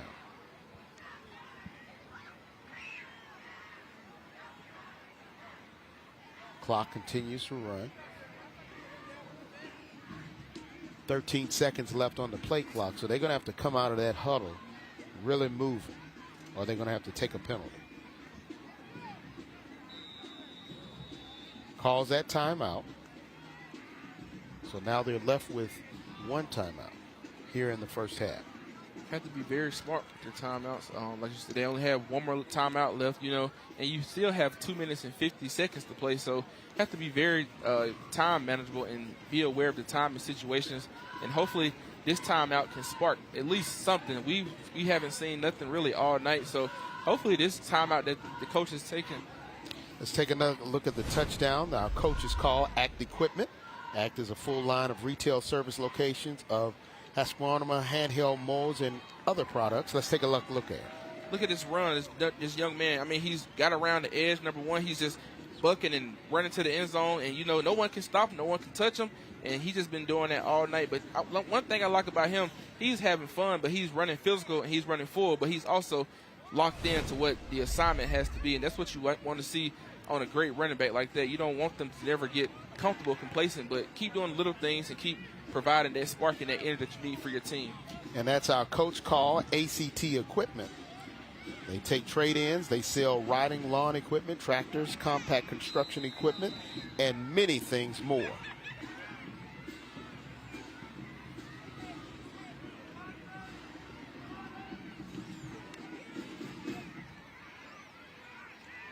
Keeping it on the ground.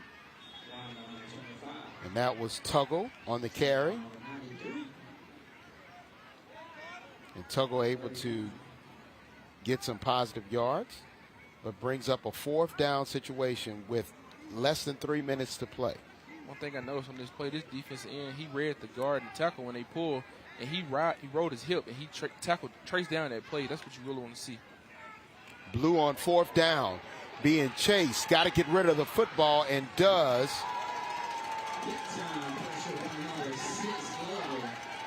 But there is a flag, and it looks like they may have roughed the quarterback, which will give them an automatic first down. And Coach Holmes just can't stand it.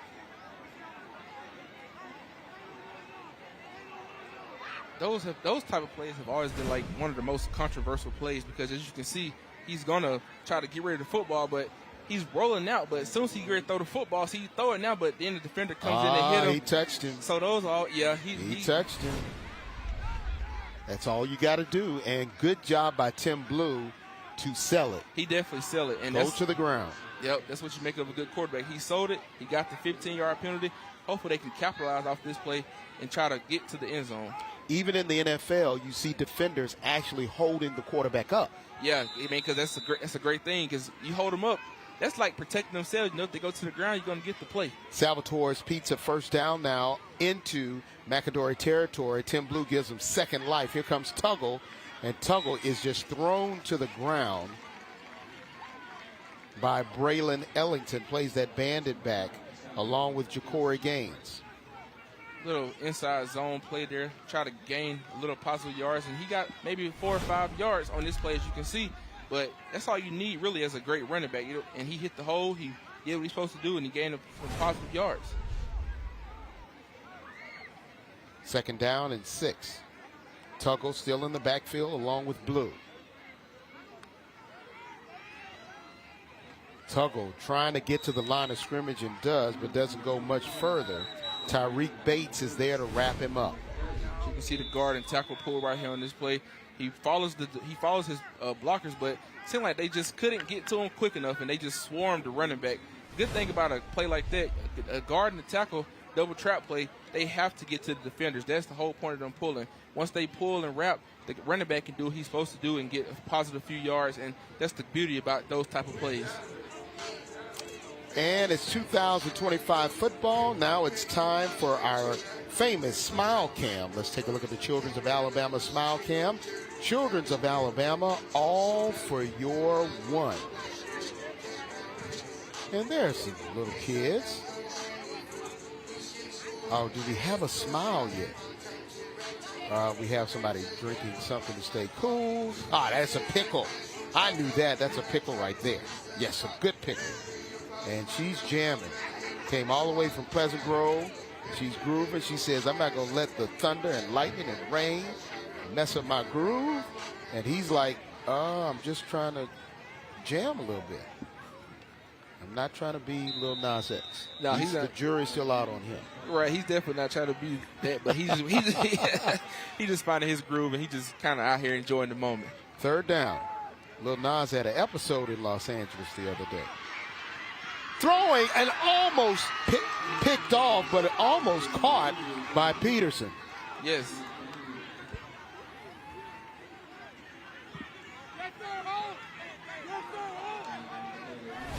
A very nice ball, as you can see. Fakes it to the running back. He throws down the field. His feet were set. Great ball, but the coverage is well and good. But number 11 just couldn't hold on to the ball. But as you can tell, the quarterback is really patient in the pocket. So we want to see more of that. But next time you want to probably watch him complete the pass. So RJ, obviously somebody's giving you a rookie prank because somebody came up here and said, "Did you order food?" Oh man! Since you're a big guy, obviously you were the one that ordered the food, not me.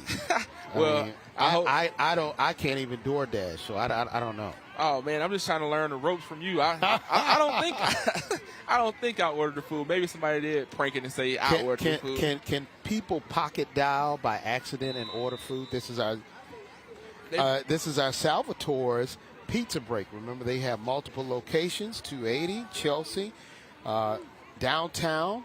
Some of the best pizza around. You mentioned Friday Night Rivals. You get 10% off, and just over the head of Jerome Reed. Those type of plays you have to capitalize on. Look on this replay right here. I mean, if you catch it, it's open. You get a few more yards, but it looked like it was overthrown a little bit. But those type of plays, those are little things, little mistakes that you just can't keep happening. Like he's getting frustrated, but this young man has to keep his head up and just capitalize on what he can do better. They will turn the ball over on downs. So now it'll be McAdory football with 1:19 left to go. Remember, they do have a running back in Quan Johnson who can be a home run hitter, and they have a receiver in Carter Fagans who is a deep threat. 5 wide receivers set. Patton with time. Plenty of time. Going to throw a nice sailing pass. Oh, in and out of the hands of Carter Fagan.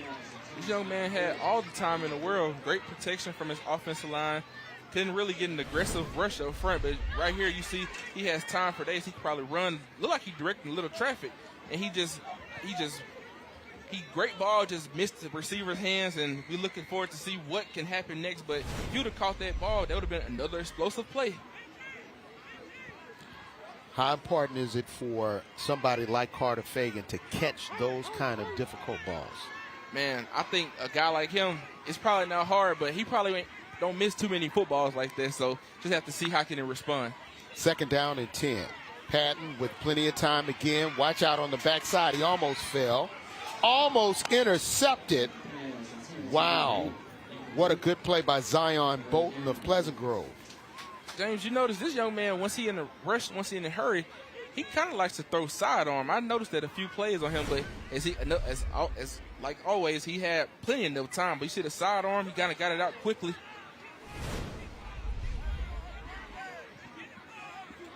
Third down and 10.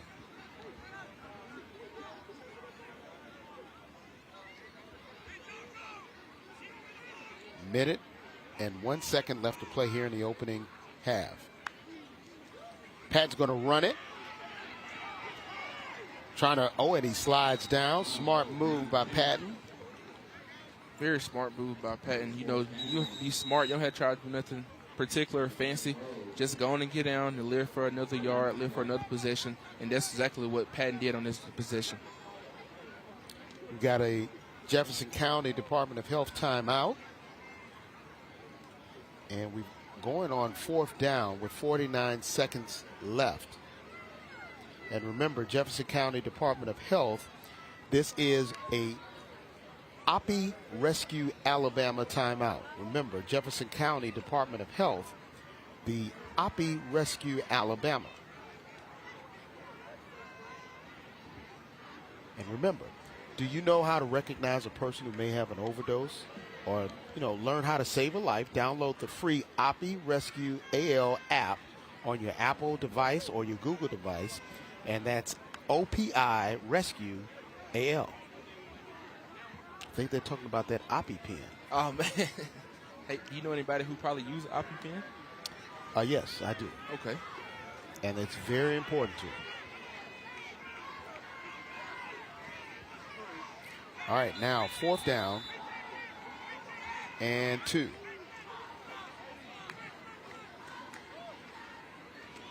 Inside run. And they get a first down. Good move there by Darian Davis. Another Salvatore's first down. So now they got to go on the move. This is their 2-minute offense. Going very fast. And he's going to kill it. And they're already in Pleasant Grove territory. 40 seconds left to play. And we'll take another look at the run that continues the drive. Oh, no, that was the one they just killed it.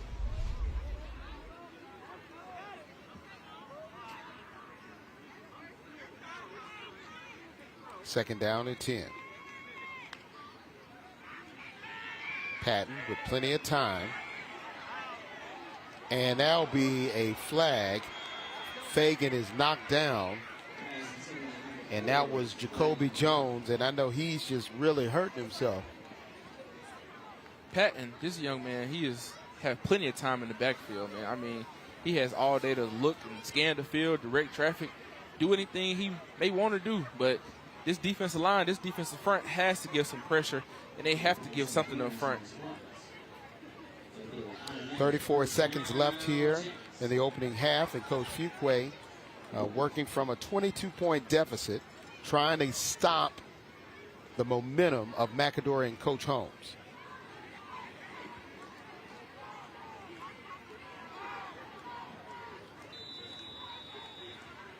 Trying to get a dry ball. So now it's 1st and 10 from inside the 30-yard line.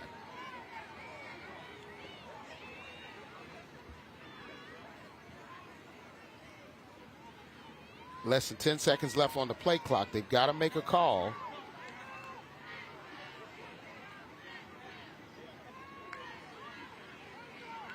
Patton, plenty of time, getting some pressure. And good catch. Will they call it a catch for Sims? Yes, it is a good catch for Sims. Jamarius Sims with his first reception of the day. Well, this quarterback, he's going to keep making completions. I mean, once again, he has time and time. He's very free, very confident. Nobody's putting any pressure on him. So the young man is going to continue to make great catches like that. Will they say it's a catch? Oh, no. They said no. Not a catch. He did his best job to try to skirt the sideline. Did a very great job. Second down and 10. Patton. Throw. And good job there. Spin move. Holds on to the football. And that's a good catch there made by Jamari Harris.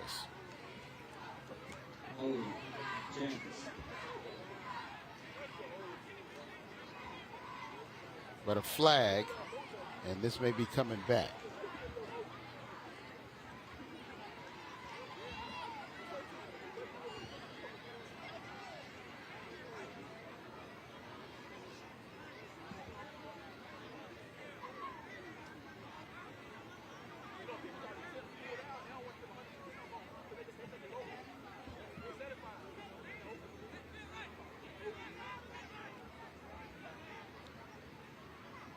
And it will push McAdory back. Let's see what the official call is. Holding.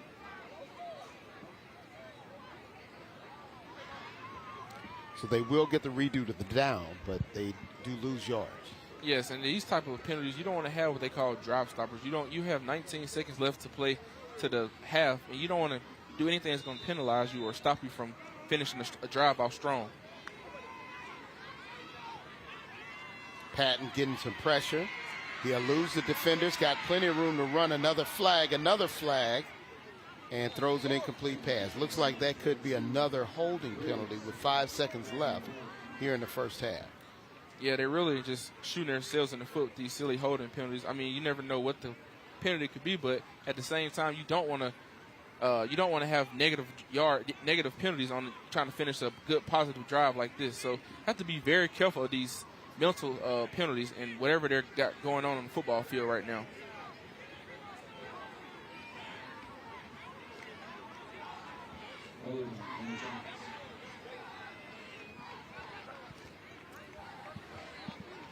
So now with 5 seconds left, do you throw it long or do you just kneel it since you have a 22-point lead? That's a great question, but if I was them, I would because you still have the top receiver. If I was them, I would maybe try to take a shot in the end zone, but maybe it just depends on what the coach wants to dials up. I like to see something explosive, but who never knows what they'll do in this position right here. All right, staying in the shotgun is McAdory. Quick pass and almost picked off. Good stop there by Brandon Arnold.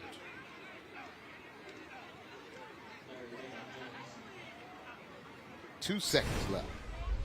Very great stop, a great quick pass. Looked like they were trying to throw it to the young man Carter Fagan, but it was stopped by defender number 9. And great hands, great tip, and way to be aware and good job of knowing where number 4 is at on this possession. Third down. 2 seconds left. Going to keep it on the ground. Here comes Darian Davis. Spin move. Davis keeps his feet. Here comes Davis. 20, 10. That's how you end a half here for the Yellow Jackets. Darian Davis. Another touchdown for the Yellow Jackets.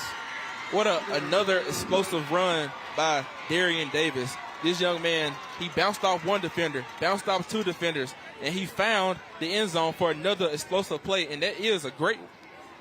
But there is a flag. Right at the 10-yard line.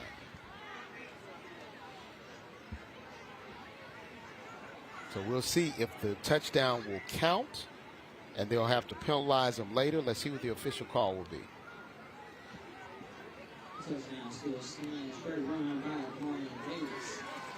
So the touchdown will count.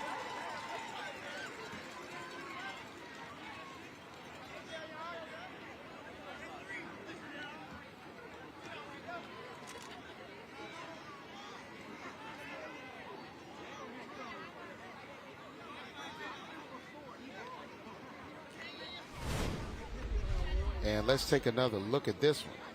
Inside zone. Bounces off just multiple defenders, and he bounces off number 20. Once he bounces off 21, he just finds the end zone, and he just explodes right into the end zone. As we stated earlier, those are the type of plays that you want to see ending half. And that's a Whataburger What a Play nominee. We'll get the Whataburger What a Play of the game right in postgame. Touchdown. Unsportsmanlike.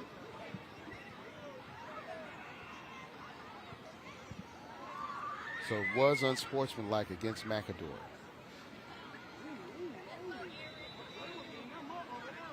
And here's the point after attempt by Robles.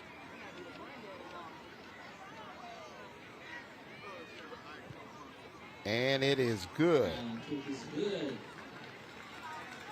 And as we enter the halftime, Jackets will go up. And now 28-0 is your score. Dominating performance by McAdory. And for Pleasant Grove, they found their legs but kept shooting themselves in the foot in the process. You got to make sure you stay tuned. The Avadian Credit Union halftime show will be coming up next. so far for McAdory, what have you liked? Man, McAdory, they're not doing nothing explosive. They're not doing nothing just not working for them. They're really sticking to their bread and butter. The run game is really being a great thing for McAdory. They're opening up holes. The big men are really running their tracks there. Once they get on defenders, you can't let go of them. And I like how explosive these running backs are running. So I just want to see how will they keep that momentum up and how can they continue to come out in the second half of this football game. Well, if you're Pleasant Grove, is there anything that you say is a positive for them, even though they trail by 28? Well, 29, excuse me. Yeah, they trailing 29 points, but at the same time, they're trying. I think a positive for them. They're trying to find their rhythm. They're trying to find something that works for them. They have different plays that helping them, but they're really trying to find positive things for them. Let's go down to Valerie Bell, who has head coach Holmes for McAdory. Valerie? Coach, I mean, you guys have a pretty big lead right now. How are you planning to keep that momentum up this next half? Well, I got to get out of those guys' ways, man. I'm not doing a good job with some of the play calls. We got to make sure we're doing what's the best thing we can do to help the kids be successful. So there's some things where I'm just kind of bogging the offense down a little bit. I got to make sure we stay in flow, stay on rhythm, and score more points. But all in all, I think the guys are playing hard. They're playing really well. I feel like they're in great condition. So we'll see second half. Thank you so much, Coach. We appreciate it. Good luck. All right, thank you, Valerie, and thank you, Coach Holmes. It has been an outstanding performance on the ground and in the air. Guys running like freight trains out there, but it's 29-0 in favor of McAdory. The Avadian Credit Union halftime show coming up next. Stay tuned.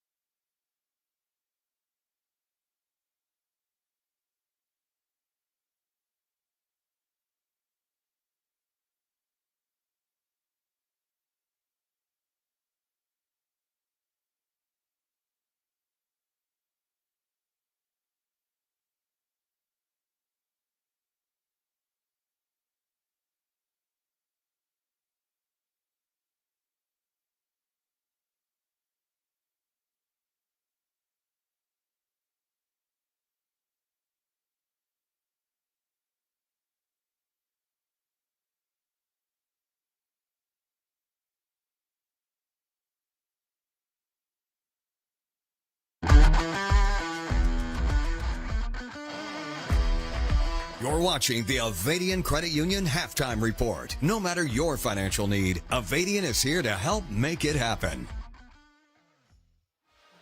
29-0 is your score in favor of McAdory over Pleasant Grove. Let's go down to Valerie Bell, who has the principal for the Spartans of Pleasant Grove. Valerie? Hey, thanks, guys. First of all, I want to talk about how Pleasant Grove, you look over at those stands, your school showed up today. We did.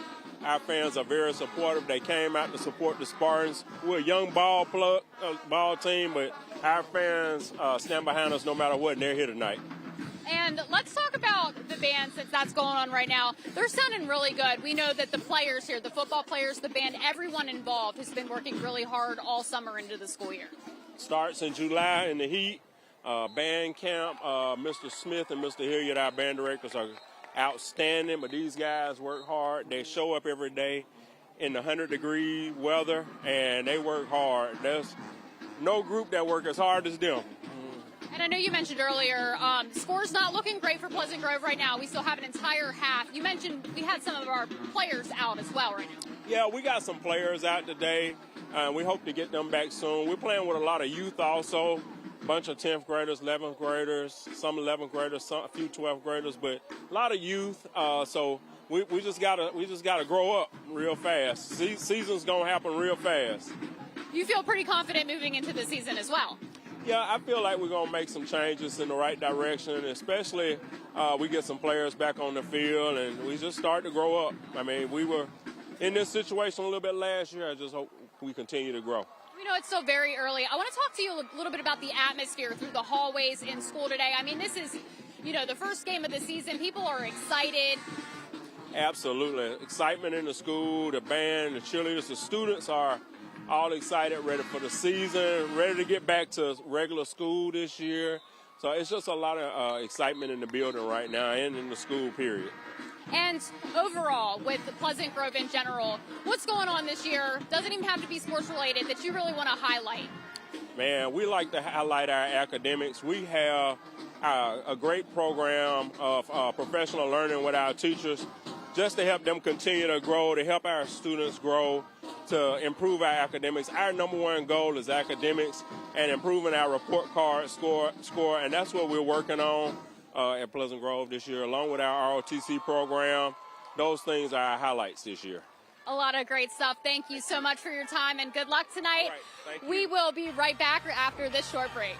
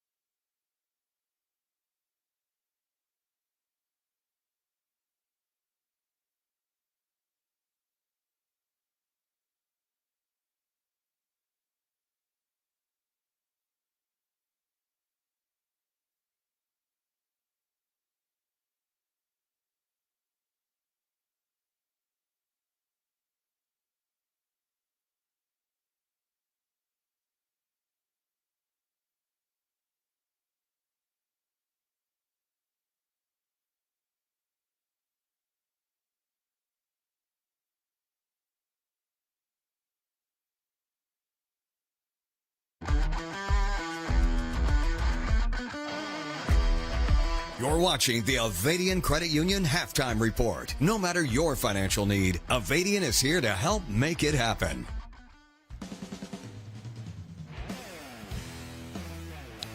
Welcome back to the Avadian Credit Union Halftime Show. 29-0 in favor of McAdory over Pleasant Grove. We're here in McCalla, Alabama, right here at the home of the Yellow Jackets. James Barrett along with R.J. Burns. R.J., your thoughts on the performance of McAdory so far?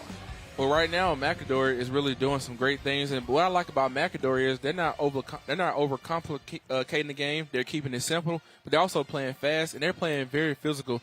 You have two great running backs who's just doing what they do best, and that's one of the things the coach mentioned in his interview this week. We have two of the best running backs in the state, and that was his opinion, but as you can see right now, his opinion is turning into some truth right now. They're putting up some big, great numbers. So just want to see what they continue to do and how they respond, even though it's 29-0 at the half. Will they be complacent or will they get comfortable? Let's take a look at the first half highlights, and I would be remiss if I didn't tell everybody, this is the home of Bo Jackson, and these running backs were trying to run like Bo used to run. Yes, and they're running exactly like him. I mean, they're not Bo Jackson, but they're themselves. They're running explosive, running fast, and maybe they know the history of this program, but as you can tell, they're running very fast, running very physical, and I like how they're playing very free as well. Quan Johnson and Darian Davis. Here's Davis, one of his 3 touchdown runs. Both of them have over 100 yards rushing. Defense playing well also for McAdory. Yes, the defense is playing very well. They're playing aggressive. They're flying to the football. They're being physical. The thing I like about their defensive line is they strike and shed and get off the offensive lineman, find blocks, and they're swarming to the ball like bees. And there that young man is, Quan Johnson, running like a freight train. Davis gets all the credit for those TDs, but those yards, especially big yards especially. But you take a look at Pleasant Grove, they're playing good defensively. Yes, Pleasant Grove, they're making some great plays defensively. I think one of their problems is they need that spark that's going to get them to where they want to go. I feel like one thing they have to have confidence, because confidence shows what you have. Take a look at the stats. The rushing yards are outstanding for McAdory. In fact, Quan Johnson is averaging, 49 yards a carry. He has 3 carries for 148 yards, 275 as a team, which means Darian Davis has 121 yards on 8 carries. He's averaging 15 yards a carry. Yes, both of these young men are really averaging some good carries, but you look at 49.3, he's averaging that each carry. That's a lot of yards for a running back. But I'm also, I see on here, their full offense is 275. They're almost at 300 yards, and it's halftime. So want to know what these young men are doing. I want to see what the coach is going to do. Is he going to continue to run them? Is he going to let them break? Or how he manages this? Because obviously it's 29-0, but you also want to keep giving your players the rock.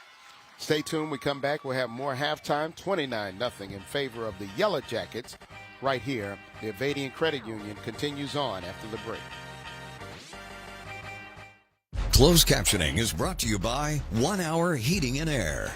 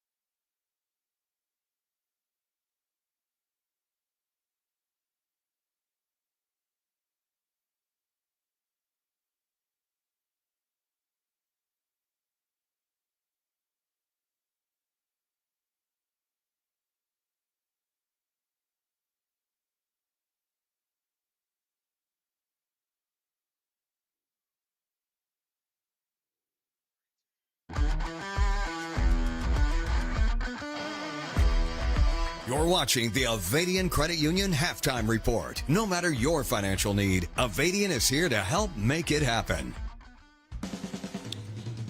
29-0 is your score in favor of McAdory. It's been a dominating performance. Time now for our Fortis Institute scoring summary. Fortis, your life powered by learning. And you see the scoring summary. Darian Davis has scored 3 touchdowns for McAdory. Johnson has 1 rushing touchdown, but he has almost 150 yards on the ground on just 3 carries. That's amazing. I mean, this young man is really he's playing his game, and he's not letting nothing stop him. I mean, you look at the numbers they're showing right here, and that is amazing. But I'm interested to see what will the change be, what will the next possessions look like for Johnson and this young man, Davius Darren. Well, if you're Pleasant Grove at this time, how do you stop a rushing attack where you got 2 guys over 100 yards already? Do you slow your offense down, or you're more aggressive on defense? I think in a game like this, you want to slow down their offense. I mean, you have to find something that's going to work. Maybe you put more guys in the box. Maybe you put more guys on the line.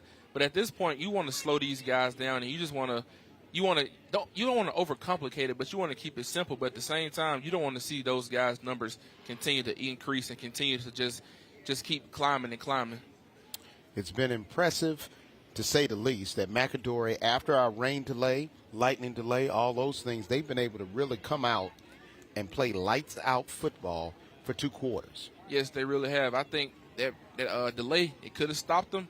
It wasn't going to stop them. It made it stop what time we was going to start playing the game, but it didn't stop them from coming out. And this could indicate how their season is going to go this year. So just want to know what will they continue to do, and will they continue to be more explosive, or they continue to stop this McAdory team. But Pleasant Grove right now, they just has to find something that will work for them at this point. Remember, at the end of the game, we'll have our Drummond Company Player of the Game. It'll show appreciation for an outstanding teacher also. You can go to abc3340.com/Drummond Cares and nominate your favorite educator for the Drummond Company Heart of Education Award. And at the end of the game, we'll also honor the player for the Drummond Company Player of the Game. We'll come back after the break. You're watching the Avadian Credit Union Halftime Show.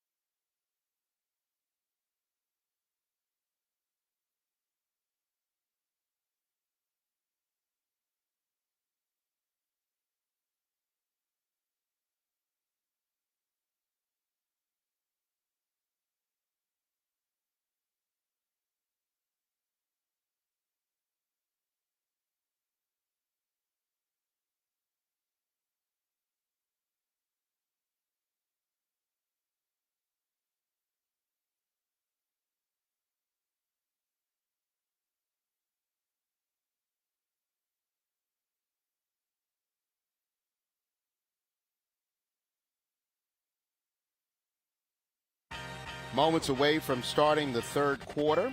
29-0 is your score in favor of the Yellow Jackets of McAdory. Pleasant Grove trying to find a way to get back into this one. Fans at home, we have a new segment called the School Bus Stop of the Game, presented by NHTSA. And remember that it's the law. Always stop for a school bus when you see the stop arm is out and the red lights are flashing. Not stopping or trying to beat the stop arm puts lives at risk and can result in large fines, points on your license, and license suspension. NHTSA's stop of the game, and that'll definitely be a defensive play, I would think. Yes, it definitely has to be a stop of the game. You know, as a defense, your job is to make all the stops. So they have to continue to make stops, and we can see what will happen here in the second half. Well, if you're Pleasant Grove at this point, and those fans across the way that you see are eagerly anticipating trying to see their defense make a big stop.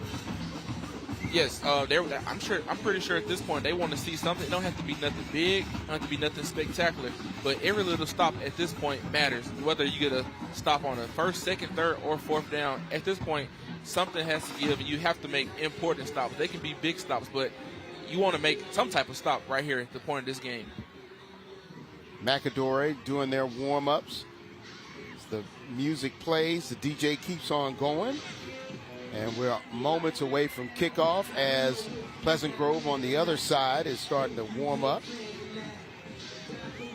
As the fans have not really moved since they took their seats here at McAdory Stadium. A good crowd, to say that we had torrential rain, thunder, and lightning, and a slight start delay. Very great crowd, especially for McAdory. I mean, even for Pleasant Grove, even though they're not winning like they want to, their fans and everything are still staying. Everybody's staying loyal. But for a good Friday afternoon for a season opener, it's a very great crowd. The thunder, the rain, and the delay didn't stop no fans from coming out. And that's really what you want to see in a high school football game. Let the kids know that you're behind them. Whether you losing or winning, that support is everything. And for the Spartans, they deferred on the coin toss, so they'll get the ball back offensively. What do you think they need to do to try to spark their offense? They need to just try to. I want to see them come out with maybe an explosive play. I would be happy if I saw them do a explosive play down the football field in terms of like a throwing pass or maybe like a run. But at some time in the game, they literally need a spark in order to get them going and to see. And they need to have confidence. I think confidence right now is the big thing. Confidence is key right now. Young team, not a lot of seniors. First-year senior quarterback, first-year coach, and staff. Yes, I mean confidence is big. Confidence is very big. I mean, and I think this coach, once he feels the rhythm of what he has to do, I think things will get better from here because he's not an amateur coach. Maybe he's just his first time being a head coach, but he's a great coach. So I'm interested to see what he'll do, and I'm interested to see how this young quarterback can respond and how they can try to get something going here quickly offensively. So now the officials are on the field, and we're moments away from getting this game started. And here come the Spartans of Pleasant Grove.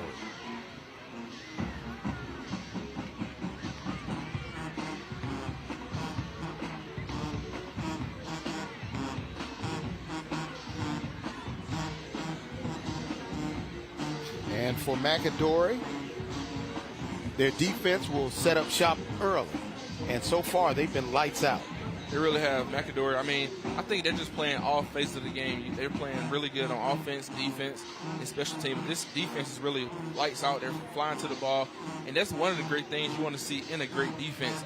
How can they read the defense? How can they respond? But also, how can everybody fly to the ball? And they're really swarming to this offense. And that's what you want to continue to see right now in this game. They can't get comfortable or complacent, but you want to continue to see them play sound football.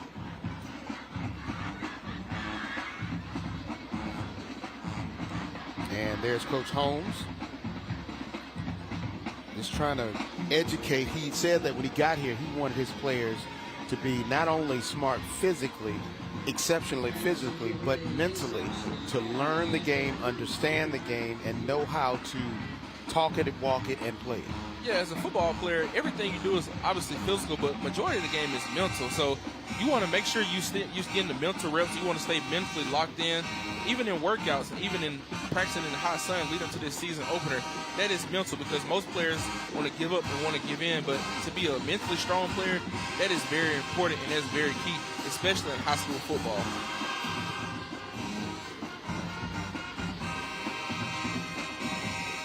So they did give them a little extra time. They got about a minute left on the clock.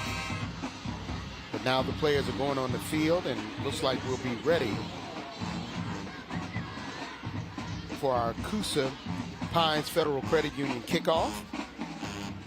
And here we go. The band is jamming, and they're ready to move and groove.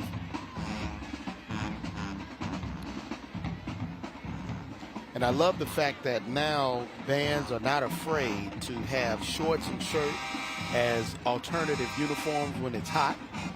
Yes, even though the band, they're a team, but they want to make sure they're cool as well. You know, maybe when it gets the later part of the football season, you'll see them have on their full uniform. But at the same time, they might not on the football field, but they're performing as well, so they want to stay cool and hydrated as well.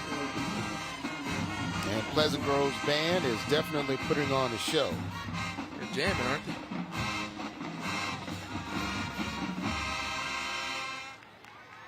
All right, time now for our kickoff. And remember, Coosa Pines Federal Credit Union. Federal Credit Union is where you belong, committed to providing personalized financial solutions. Up, fumbles the ball, holds on to it. Now just trying to find a way, but no, can't find anything. Good open field tackle by Braden Johnson. Started off a little shaky right there. He kind of fumbled the ball a little bit, but he eventually got it, but didn't get much on the return. So hopefully we're trying to see what they can get going right here. And great coverage by McAdory. They got down and flew to the ball. That's what you want to see on special teams. You want to always be able to cover, and they did that. They executed that very well. Here comes Tim Blue. First half, 7 of 12, 45 yards passing.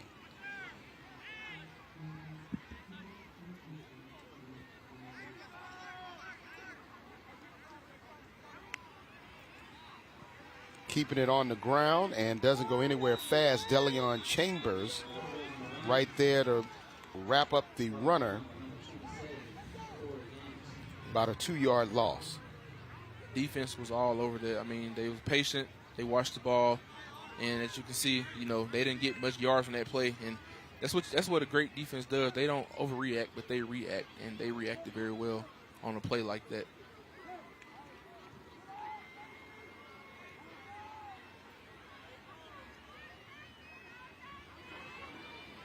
Second down and 12.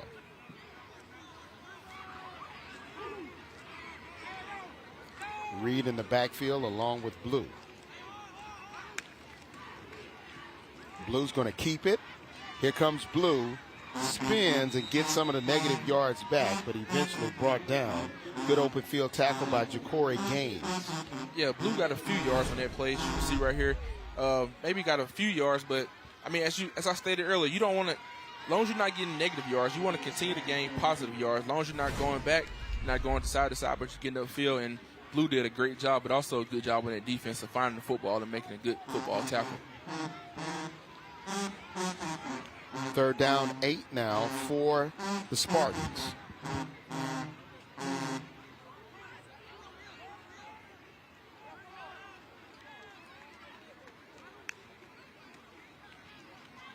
Blue, and Blue goes down. Huge sack for McAdory. They were all over that. I mean, this guy didn't have no time.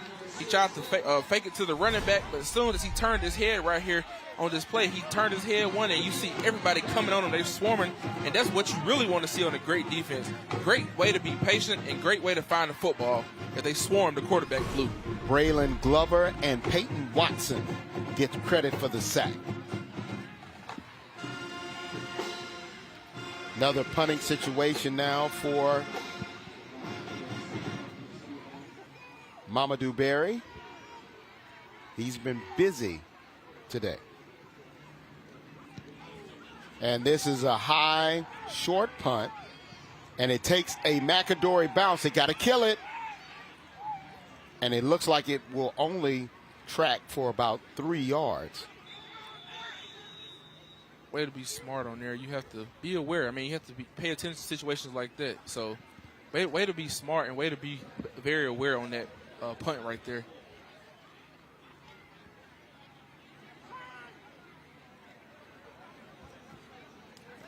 So now the officials are conversating. It'll be first down for McAdory.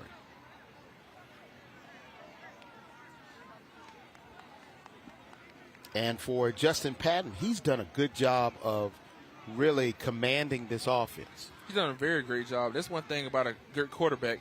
That's what builds confidence in offensive linemen and everything. Once your quarterback is calm, that really puts a calm pressure on everybody else. He can command the huddle, he can command the team, and he can command his presence is a big deal. That's one great thing about a quarterback. You have to know how to command and run everything without getting under pressure. Quan Johnson in the backfield along with Patton. Inside their 25-yard line of Pleasant Grove. Quick pass, low, incomplete. And Patton wanted that throw back. Patton, he continues to have time. He continues to be able to direct traffic back there in the backfield. You see he's under no pressure, and he's not even getting nervous, and he's not even doing anything wrong. He just wasn't able to connect to the receiver like he wanted to, but he really did want that pass to go off to the receiver. Second down and 10 now for McAdory. Could it be they may try to score 70 or more points like they did last year and set a school record? Who knows? They got a lot more points to score to get there. Sidearm pass, reception made. Here comes Fagan. Here comes Carter Fagan into the end zone. Carter Fagan, touchdown. Another City of Bessemer touchdown for McAdory. That didn't take long at all. I mean, the guys really just executed the play and did what he's supposed to do. And it looks like the coaches really getting heated over there on sportsmanlike conduct. But as you can see right here, sidearm to the young man. He cut across the field, started on the right side, cut to the left side, and just juking everybody, all the defenders. And he just continues to run for a touchdown, and he continues to get in the end zone. Carter Fagan. And he waves at the camera, gets credit for the touchdown. 35-0 is your score. Now Robles on for the point after attempt.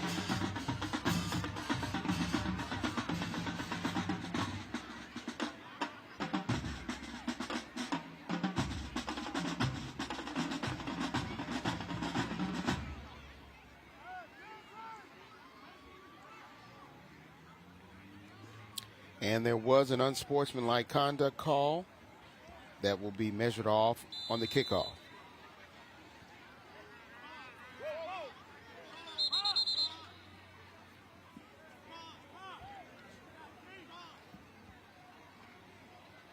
And they had to pick up the flag.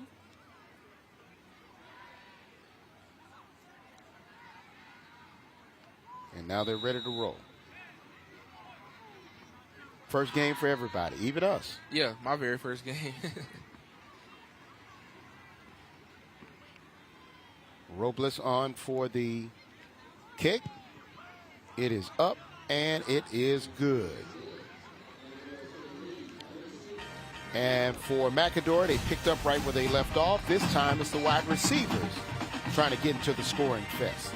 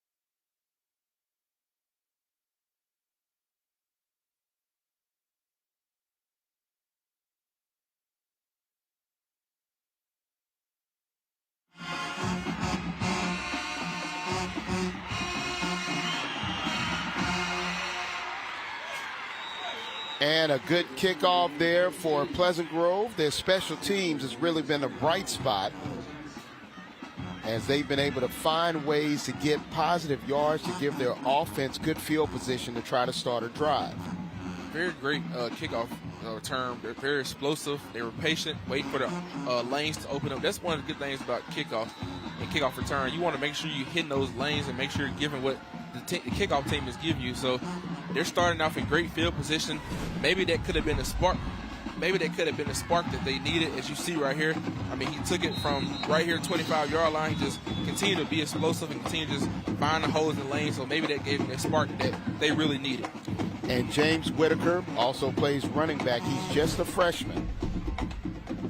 So the future is bright. We do have a player down. Looks like possibly cramps. Yeah, he's slowly but surely getting up. And that is number 23, Braden Johnson, who's made a couple of plays on special teams. Yeah, that's one thing about these early games right here. You're going to deal with cramps. You're going to deal with players getting exhausted. But that's kind of what those water breaks come into play in, because you train in there. But that's kind of what you see in these early games. First down in McAdory territory. Pass complete. Run after the catch is outstanding. Gets enough for a first down, and that's Amari Peterson. It's another Salvatore's first down. Yeah, and I'm very glad that they're coming out with some explosive things. You know, like I said, they're getting very positive plays. They're not going backwards in this drive. That's what you can see right here from this young man. He got positive yards, but eventually he was taken down by the defenders. But they just have to keep finding explosive plays, things that work for them. Don't overcomplicate nothing, but just continue to get positive yards. First and 10 inside the 30 at the 26. Handoff bobbled a little bit and quickly wrapped up and brought down Teron Anderson with the tackle. And that's Tuggle on the carry. Another great run. Got a few yards. Maybe he didn't get a lot of yards like he did on the previous play, but maybe gain a yard or two, and that's what you want to continue to keep seeing. But another great job on this defensive front of finding the football. They're doing a very good job of communicating. That's what you want to see in a great defense. You always want to see everybody communicate on the same page. 1 yard gain. Tuggle still in the backfield. They're going to pitch it out to him. Young man is hit immediately and brought down. And that's Braylon Ellington there on the tackle. Braylon Ellington, he came downhill on that play. He read it, he saw the toss, and he just came downhill like flying. And that's what you really want to see from a young man like that. Third down and long.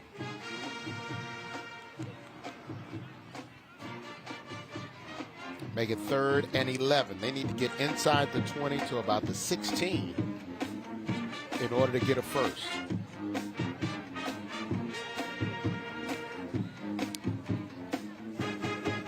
Blue going to throw it long. Defender all in and out of his hands. Had a chance to get an interception, and that's Jordan Hawkins.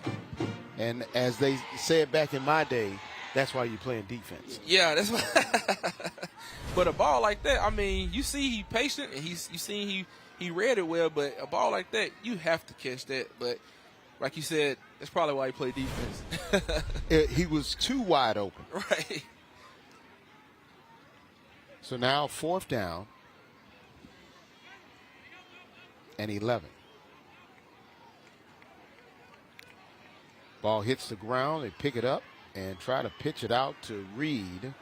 And Reed just gets back to the original line of scrimmage, which means that the Spartans will turn it over on downs, and the McAdory defense holds strong. Well, they were getting great yardage and great momentum. Just could never capitalize on the big plays. So hopefully that's probably one of the best drives I've seen this whole game. So maybe next time they come out on offense, they'll continue to drive the ball. So at this point in the game, it's just about doing little things correct and executing.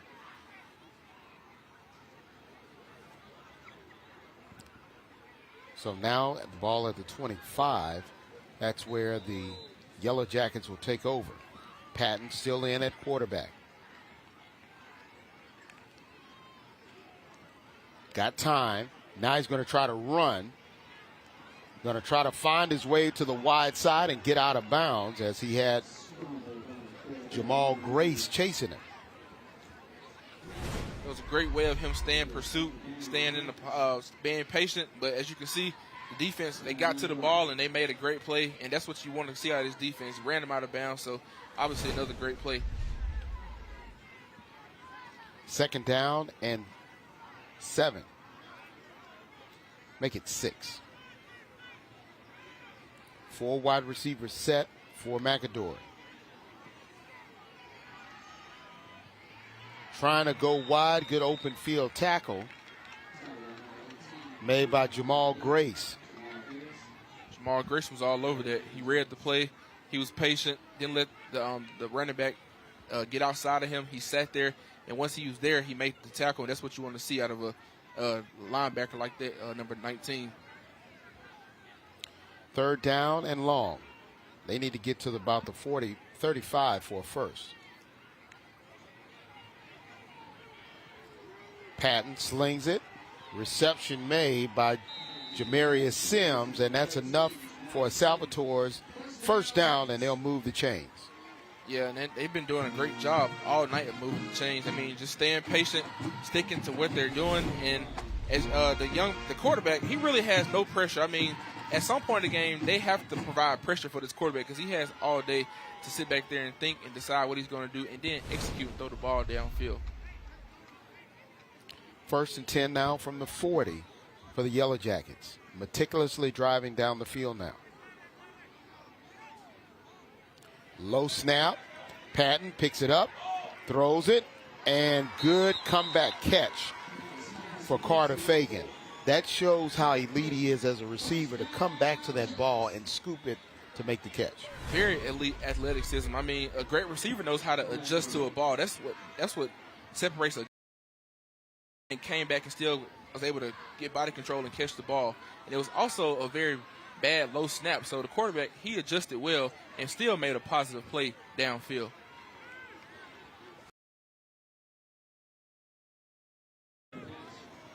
And there was to be added on after the catch.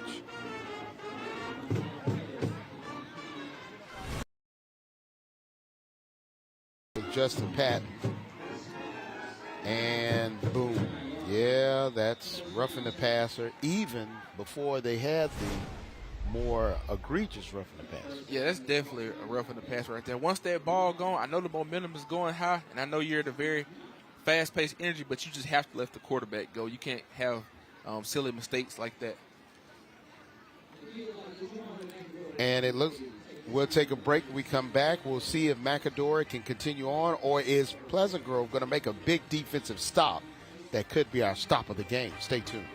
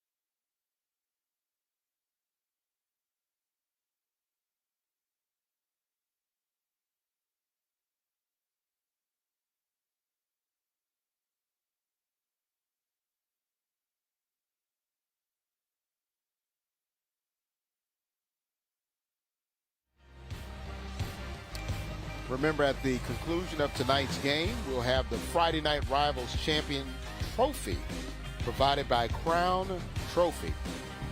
Yeah, there's a little hardware that goes with this broadcast. Patton looking to throw. Has some time. Throws a floater. Catch is made into the end zone. Touchdown, McAdory. And that's Carter Fagan's second touchdown of the evening. Another City of Bessemer touchdown. Great pass, great catch, and way to be patient. quarterback took off and thought he was going to run it at first. But you see right here, he's being very patient, has his eyes downfield, great footwork. In no way he's not freezing up, he's not being nervous, but he just reading the defense, directing a little bit of traffic, but also being patient. And as you can see, another touchdown for McAdory. And that's another Whataburger What a Play nominee. And remember, post-game, we'll have the Whataburger play of the game.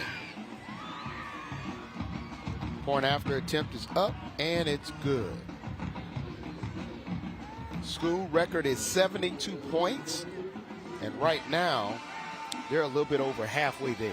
If they keep going, we're going to look up, and it's going to be almost at 72, and it's going to be, or either at 72. So right now, you just have to find something that can stop or slow this McAdory offense down right now. Right now, it's being very explosive, very fast, but you don't want them to score 72 points in the season opener.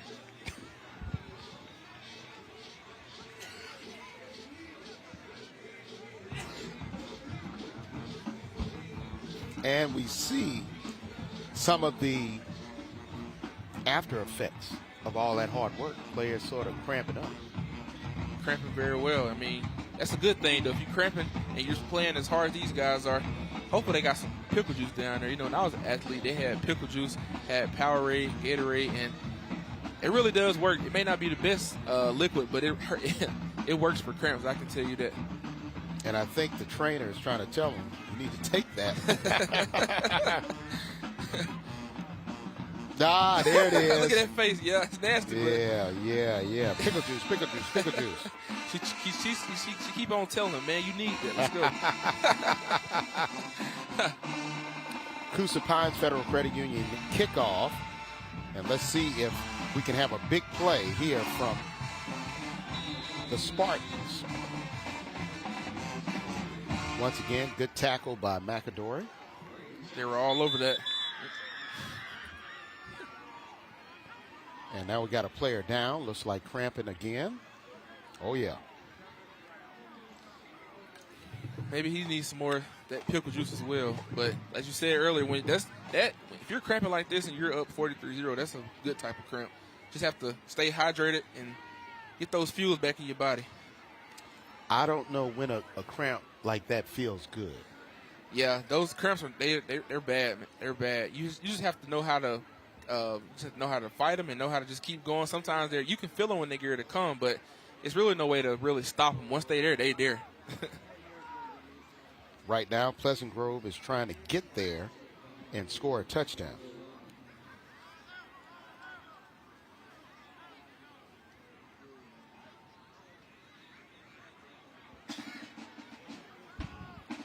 First and 10, deep in their own territory at about the 20.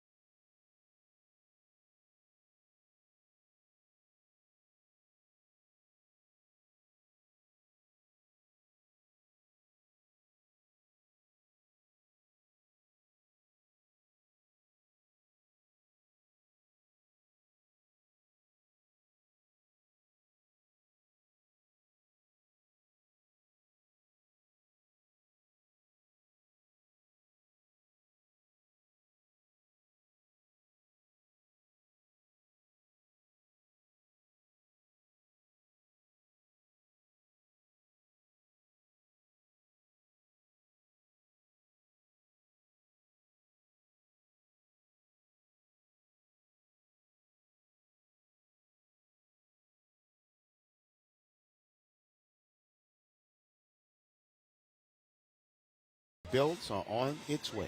That's right. Stuck in the supply chain somewhere.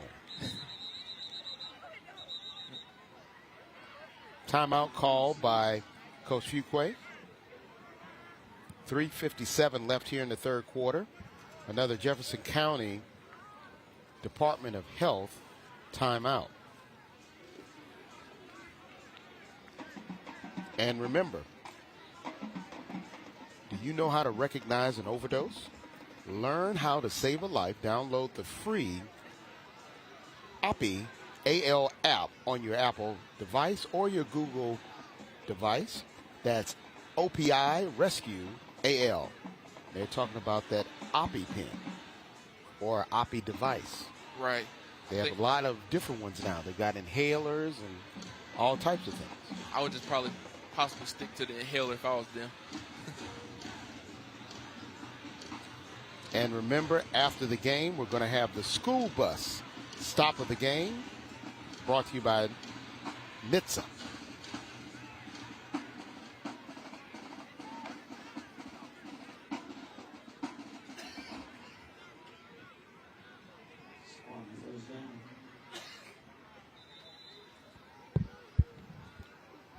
First down 10 from the 24. Quick pass. Now they're starting to move and groove. Here they come. And if he didn't step out of bounds, it'll be a City of Bessemer touchdown. Amari Peterson gets into the end zone. Touchdown for the Spartans. That's probably the spark that the Spartans need. And that was a really great executed play.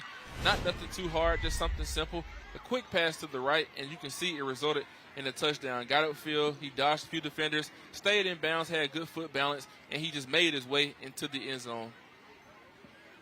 Great job by another fantastic freshman. Amari Peterson gets his first touchdown of the 2025 season.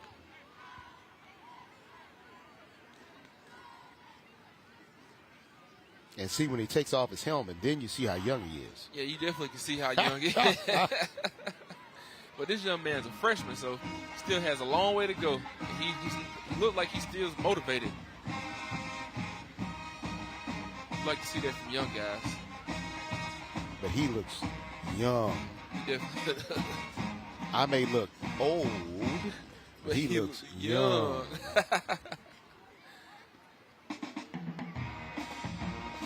Point after attempt by Berry is good. And the band continues to play as Pleasant Grove gets on the board here in the third quarter. Good throw and catch here. Very great throw, very great catch. Executed very well. I mean, something simple, not overcomplicated, and give him 6 points.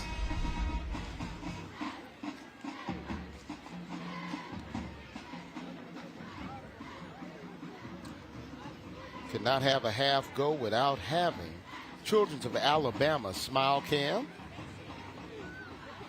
and the McAdory cheerleader with the Smile Cam. There's a Pleasant Grove dancer. Oh, yeah, she's having a good time. Like, we scored. Yep, we scored. Yep.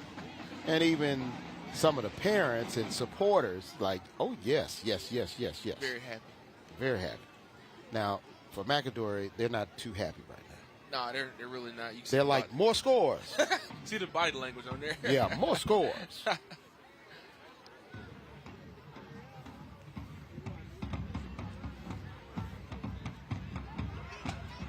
3:48 left here in the third quarter. 43-7 in favor of the Yellow Jackets. Now time for the Coosa Pines Federal Credit Union kickoff. Mamadou Berry with the honors. High kick, returnable from the 17. And the runner does go down. Good return there by Marcus Briggs. Yeah, way to just go and go down. Sometimes you hurt yourself, you hurt your team, and you're still trying to run the ball, and defenders are around you. Just way to go down and be smart. That's what you want to see in special teams like that. You don't want to do nothing just overcomplicated, but you want to just do what you have to do.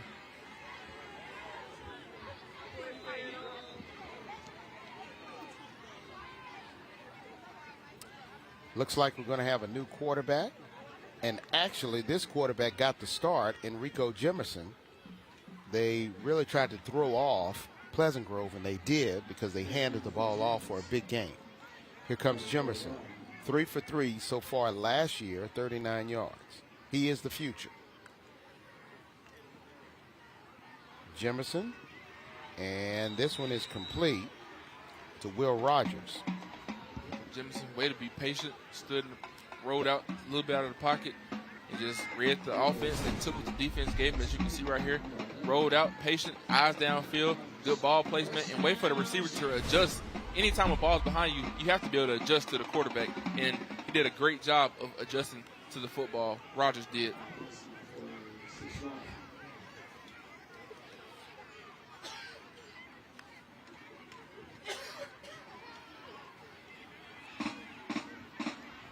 Good run, adding on to that first down with another positive play. And that is Grayson Schamberger. Really great inside zone play. Stay patient, reading what the defense gave him. Took great handoff, reading defenders. Little shake and bait move right there. But he got a little positive yards. And as long as you get 3 to 4 or 5 yards, that's really what you want to have in a great offense. And as long as you don't have to have an explosive all the time. Second down and short. Jimerson throws, and good catch there made by Jeremiah Ware. Ware keeps his feet, able to get inside the 30 down to about the 25. Ware tried to do a little dancing just then on his play. You see right here, quarterback takes the snap, rolls out, and he hits the quarterback. He hits the receiver right there. Did a little dancing. One defender missed now him. That's real shake and bake. Yes, sir. He baked that guy. And that could be another ACT equipment coach call. Yeah, really great play, really great execution. I like these young guys to try to get some reps in. Trying to get some points on the board. Right, exactly. Rico Jimerson getting some much-needed experience. Timeout called by McAdory.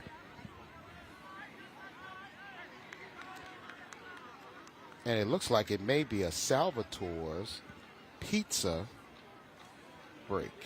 And remember, Salvatore's has 4 convenient locations near you in the Birmingham area. You want to mention that Friday Night Rivals, and you get 10% off your Salvatore's order.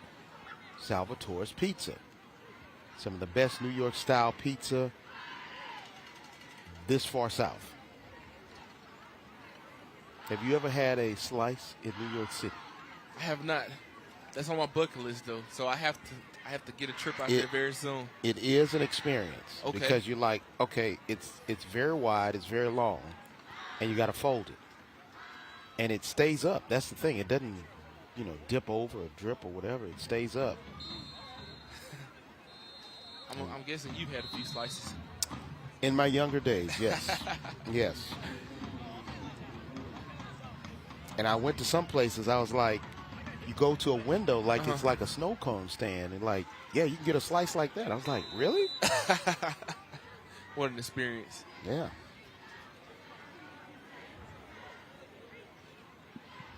First and 10. Jimerson, quick pass, incomplete. Good coverage there by the defense. Now it's Corey Reese. Now, for the offense, for McAdory, they're getting a lot of reps. Defense for Pleasant Grove, those starters are still in there. Yes, and I think that's very important. Because right now, you're just trying to clean up and you're trying to improve on the little things. So if I was a coach, I would keep my starters in on defense and let them grow, let them learn versus taking them out. Second and 10. Jimerson trying to go long. Oh, flag is thrown. And that should be pass interference on Camry Braxton. Just can't keep beating yourself up with penalties like that. Just have to be very smart and be able to judge those type of calls and where the ball at that time. And it'll be first down for McAdory. And now they'll be moving into the red zone.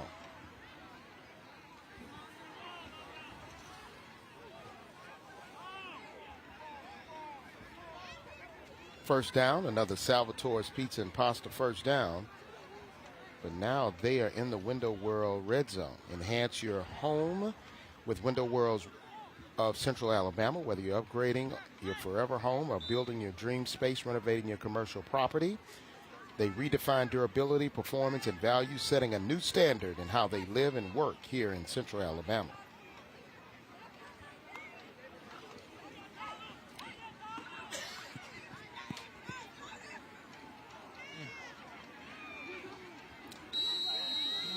That was a student body run right there. And Grayson Schamberger able to push the pile. Might be a young guy getting some reps, but his age does not define him. That was a great, powerful run. As you can tell right here, his feet kept going. The good thing about a great running back, his feet is steady going. They're not getting stuck in the traffic and not stopping them. But at the same time, offensive line is giving him a push in this drive here in the red zone.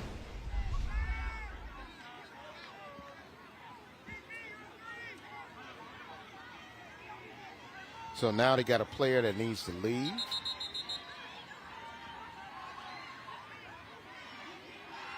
Must have a issue.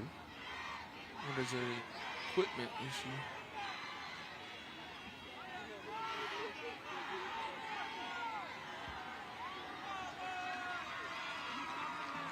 And now they're bringing in his replacement.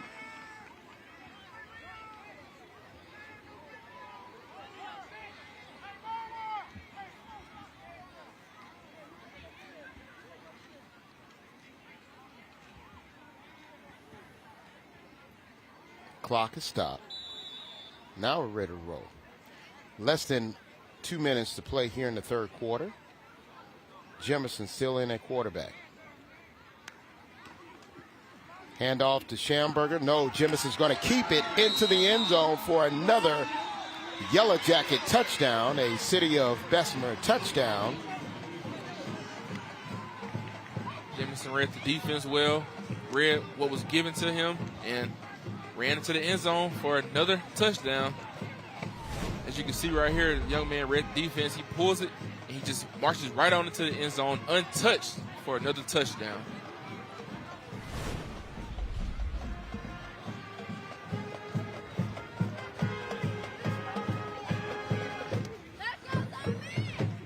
They'll need one more point to make it 50, or they're going to go for 2. No, they're going to go for 1. Here's the point after kick. And it's good. And it's 50. And now it's 50-7 in favor of the Yellow Jackets with a little bit over a minute to play here in the third quarter.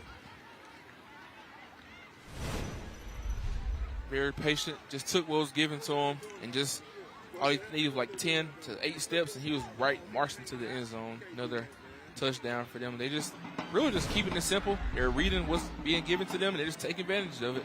As they scored, they now have 51 points. So just looking to see what are they going to, how many points they're going to score. 50 points, and let's see how many points they're going to score tonight. McAdory fans are pleasantly surprised. Pleasant Grove fans are cautiously optimistic. They have a young team with a lot of new players, new coach and Coach Fuqua, and they're hoping that going up against this big team will help them as the season progresses. Coosa Pines Federal Credit Union kickoff. Robles is ready to handle the kicking duties.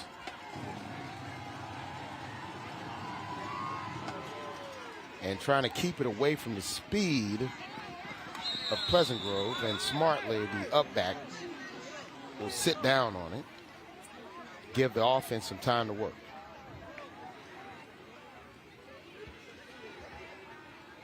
And here comes Mr. Blue, Tim Blue,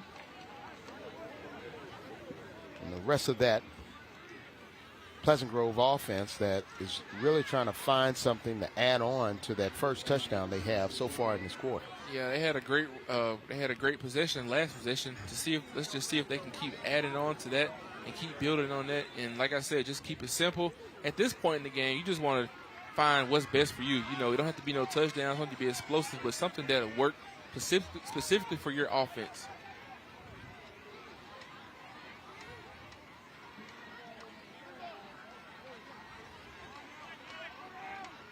From their own 30. Peterson going in motion. Going to get it to Peterson. And he's going to try to make something happen.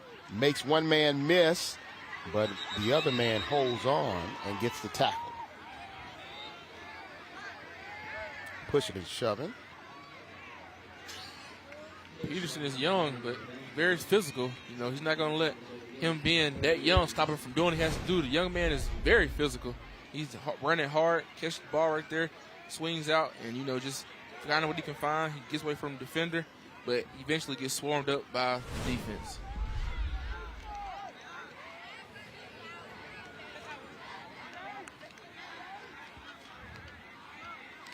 Got to pick up the flag, and let's see what the official call will be.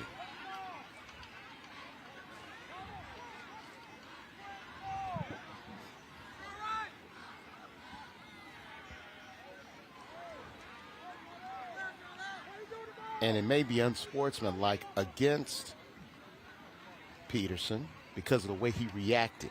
Yes, at this point, you just can't do that. I mean, you're just trying to find positive things in the game. You know, you can't afford to have those little silly penalties. You know, just continue to run hard and do what you be doing, and don't be so physical and man, at this point in the game.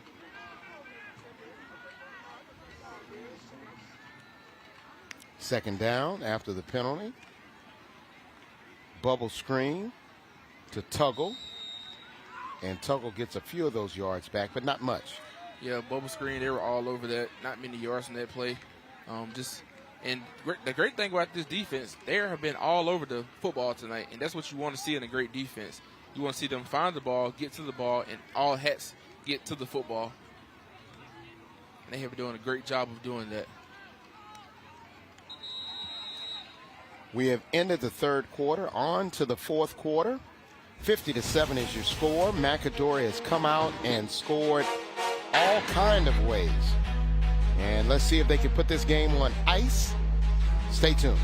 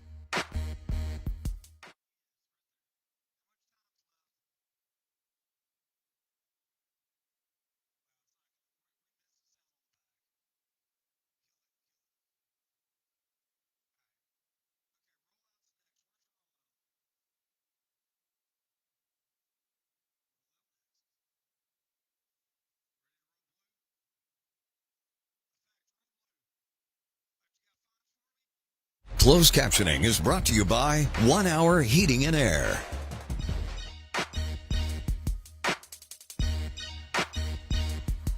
Fourth quarter is underway.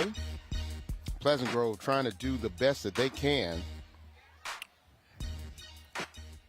That was a good run by Whitaker. Great young man. I mean, great run by the young man. Got a few yards.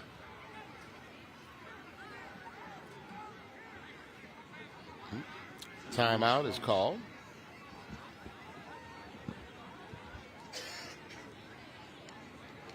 Another Jefferson County Department of Health timeout.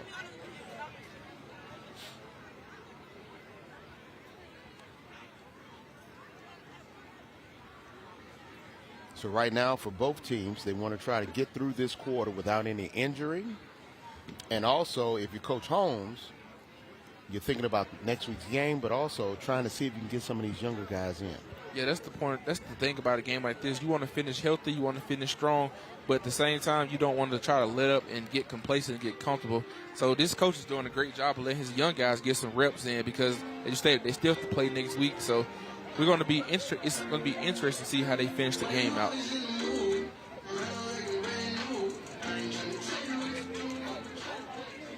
So now it's fourth down, punting situation for Pleasant Grove.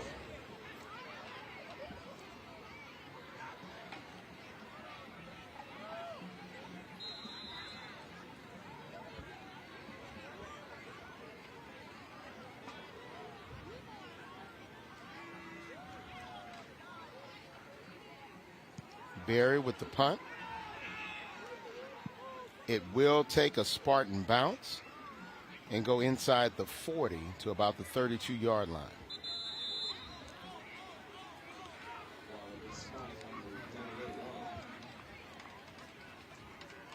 Now we'll see if, once again, we'll see Rico Jemison try to run the full potential of the offense, or will they try to narrow it down to something that can eat some of the clock? Yeah, at this point, I think they just really want to eat some clock. I mean, these coaches both have respect for each other, so I don't think they're going to try to do too much. But at the same time, you want to make sure that everybody's getting reps and they're understanding what's going on. But I would expect to see a lot of them just eating the clock out with some runs and different things of that nature. Schamberger in the backfield along with Jemison. Quick throw, reception made by Marvin Sanders. Great throw, great catch. Got a few yards, gained like maybe 2 or 3 yards. And that's what you want to see kind of as the clock continues to run.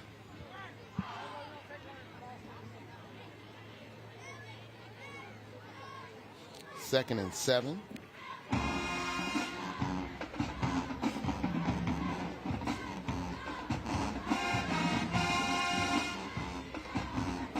Jemison now given the play call. They're going to stay with 3 wide receivers set with a slot and a running back. Quick pass again, reception made by Sanders. Young man right now is in a rhythm, so just kind of run right now. I want to see will they keep going to him or will they run the ball, or right now they're just executing, doing the small things right. And that's what you want to see from a young group like this, especially when they have a big lead like that. So interested to see what kind of plays the offensive coordinator will continue to dial up for this offense.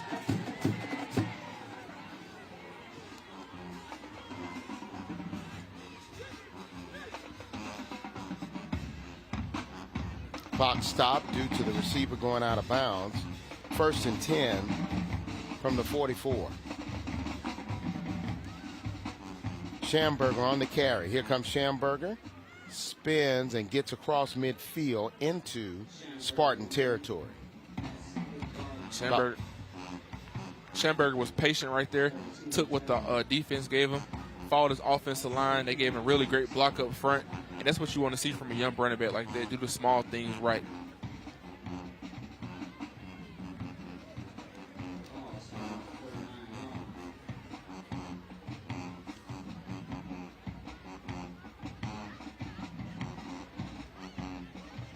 Second down and 4.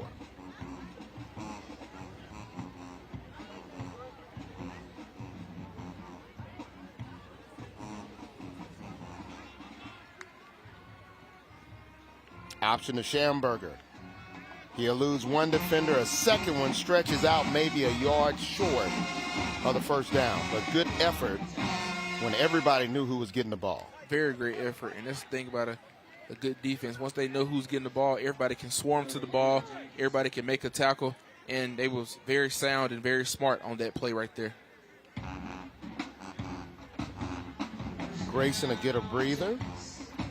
Got enough for the first down. They moved the chains. So that second effort really helped out. Another Salvatore's Pizza first down.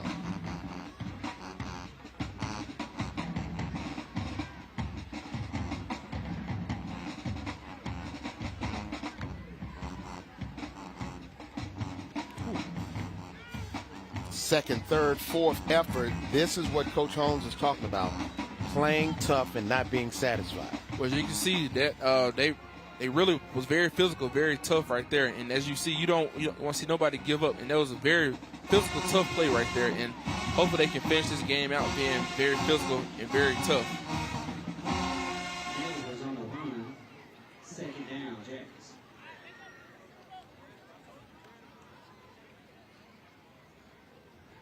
Jemison getting the call from the sideline. 2nd and 5. And could this be another ACT equipment coach call? Good run. And I think that may be another ACT equipment coach call. Very good ACT equipment call, but also a very great run, the zone play. Running back took what was given to him, hit the hole But it looks like we got a flag. This may all be coming back. It is.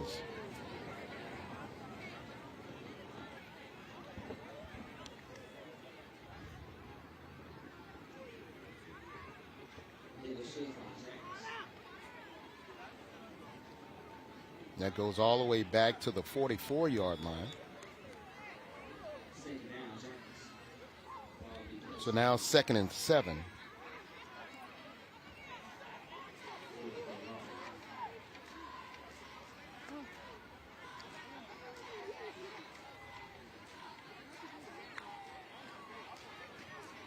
Schamberger keeping it on the ground, using those happy feet, and he plunges forward for another Salvatore's first down.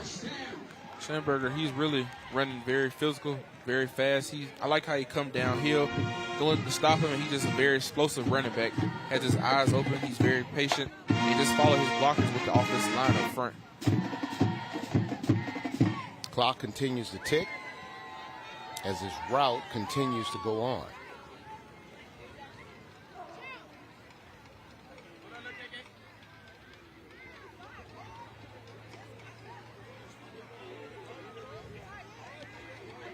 First and 10 from inside the 30. Jemison, nice pass over to Ware. Ware breaks the tackle, tries to keep his feet. Now he's going to try to reverse field, and he's got room to run. And he goes down inside the 20 to about the 19. Wow. Great pass. Started out to the left of the field, reversed and made his way back to the right of the field. But the young man, he could have got tackled over there, but he didn't let that stop him. He got up out of there, and you saw he keeping his balance right there. And he just comes back to the other side of the field, and he still gained great positive yards. And Taylor Ball for Pleasant Grove able to make that good open field tackle to bring him down. Just clipped him right there. Very great tackle.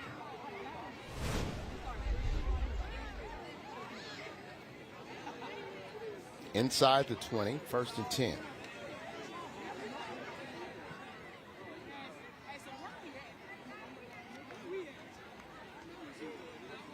Jemison throwing for the end zone. Touchdown. Yellow Jackets. Marvin Sanders on the reception. Another City of Bessemer touchdown. Way to read the defense. He had his eyes patient, eyes downfield, feet were set. A very great throw and a very great touchdown. Right here, he's very patient. And really great ball. He zipped that ball between both those defenders for another McAdory touchdown.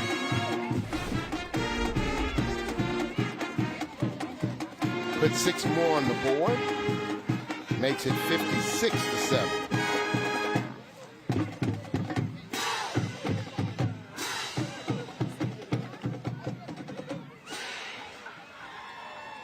Kick is up, and it's good. 57-7, and a lot of throwing and catching. Good throw. Even the reserves are coming in and making big plays. Stay tuned.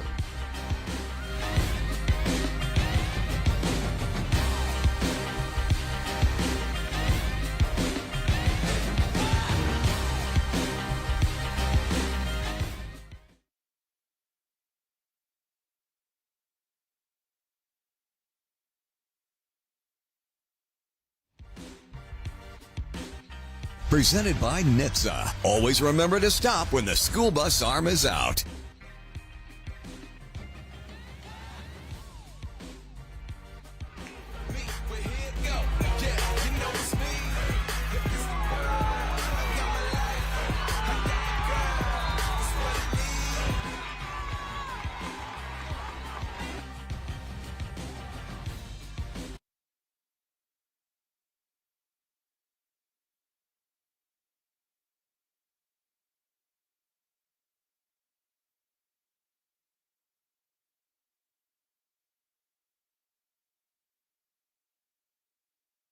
This is the school bus stop of the game, presented by NHTSA. Always remember to stop when the school bus arm is out.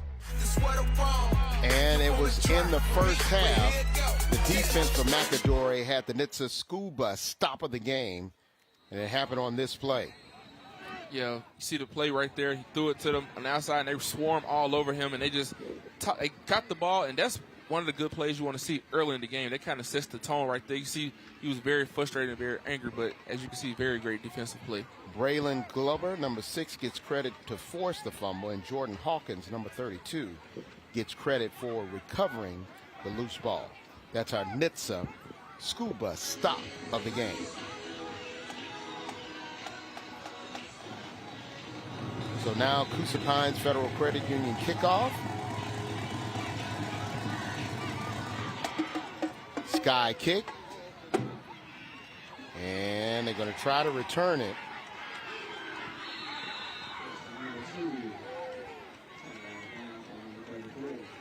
And it looks like they did not throw a flag. 6 minutes and 1 second left on the clock. So now when you think about Pleasant Grove, they've seen what they have against, a much larger team. So now how does Coach Fuqua get their confidence back up when they'll play a team that may be a little bit closer to their classification? I think this is a huge learning lesson for them. I mean, once they start playing teams back closer to their region, I think everything will be better then. They'll have better confidence. They'll be more poised, and they'll lock in on the little things. But this is just a learning game for them. And for Tim Blue, he's been learning a lot. His first time starting in a varsity football game.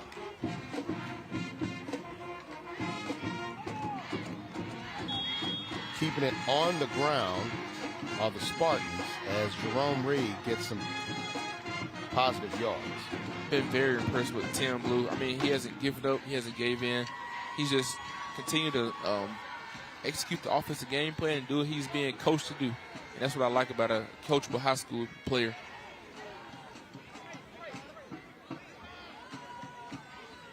Second down and 7.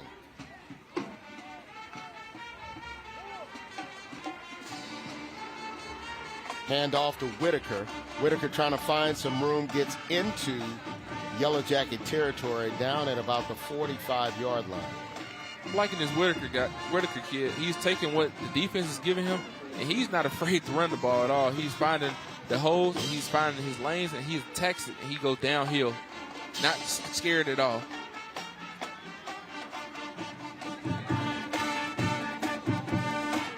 Less than 5 minutes to play.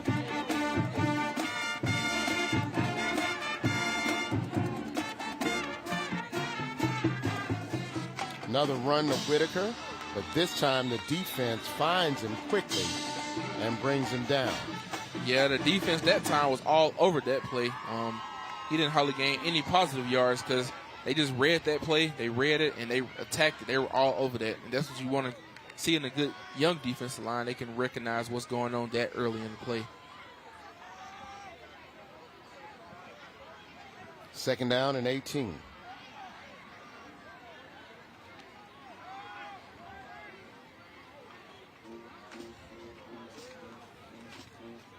Tuggle, just a little bit too tall for the young, energetic running back. Couldn't quite catch it. I think he was worried about running before he caught the ball, but couldn't quite just tug it in. He bobbled it, and there's another incomplete pass. Day one, Tuggle.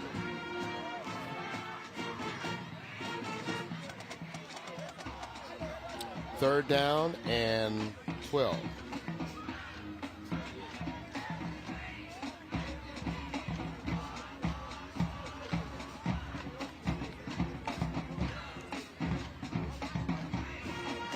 Tuggle in motion. Gonna try to run it, and good tackle again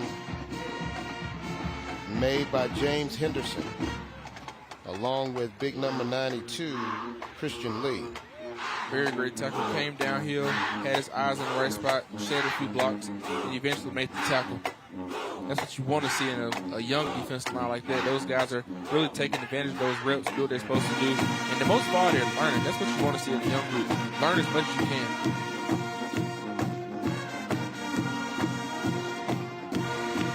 Clock continues to run. Less than 4 minutes to play here in the 4th quarter. Pleasant Grove trying to put some more points on the board. Blue running away from defenders, gets it over to Tuggle. Tuggle gets out of bounds. Looks like he has enough for the first down. Yes, he does. Another Salvatore's first down. Great throw, great catch. Way to execute that play. He had enough time, and he was able to see what was given to him. As you can see right now, he's staying very patient. He's throwing on the run, and another great completion for the young man.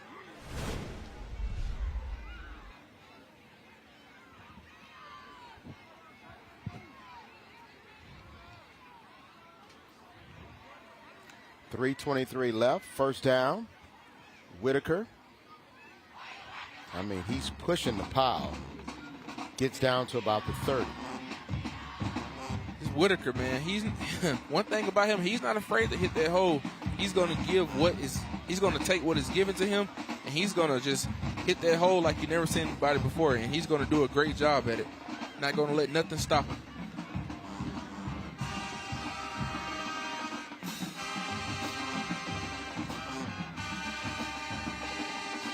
Second down and 6. Here comes Blue. Long pass, incomplete.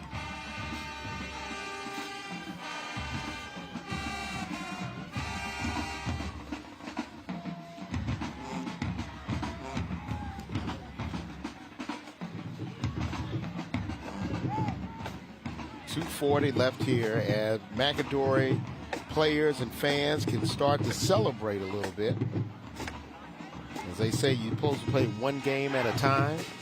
This game 1 is on ice. Yes, it is this one game at a time, and this gives both teams something to learn from and something to take away from. So just want to know how they respond from here on out. Whitaker cutback, has some room to run, breaks 2 tackles, 3 tackles, and finally brought down at about the 20-yard line. He's inside the 20. Window World red zone time. Again, this young man takes what is given to him, takes the handoff, jukes two defenders, and he just continues to go downhill and pushes off one defender, and he is not afraid to give. He is not afraid of anything. He's not going to let his height or size stop him. The young man continues to just run downhill and really doing a great job.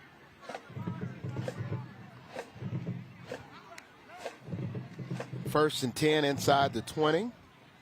Gets it over to Reed, but Reed can't hold on to it. Incomplete. Great pass. Just couldn't hold on to the ball. That would have been another positive yardage. You have to capitalize on those type of plays. You can't overthink it. You have to look the ball in, catch it in, then turn upfield. But He just couldn't catch that pass.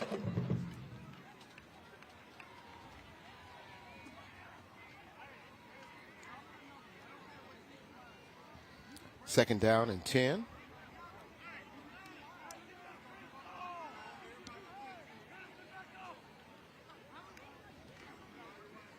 Quick throw and incomplete. Another incomplete pass. Intended for Sanders.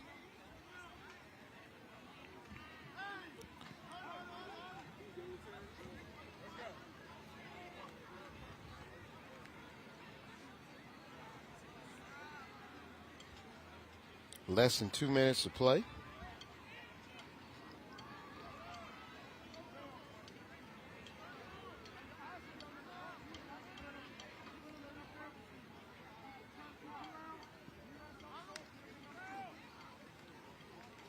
Another run.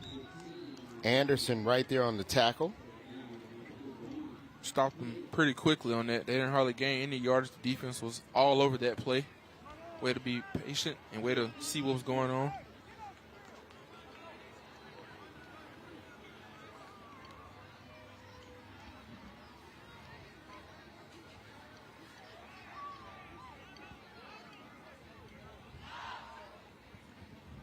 Clock continues to run.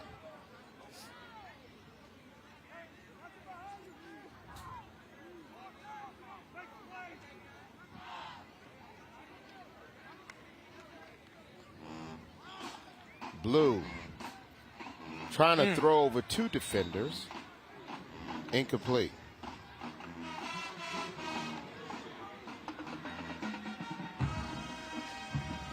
Like a turnover on downs right there. McAdory is going to get the ball back. See what they're going to do on this drive right here.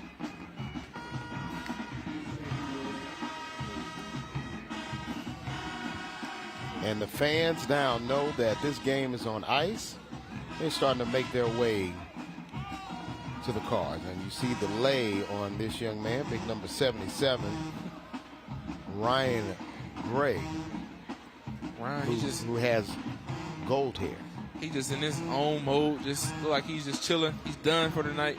Played a big game, as you said. Yeah, the fans are starting to make their way to the car, you know, trying to beat this traffic before everybody gets to the vehicles.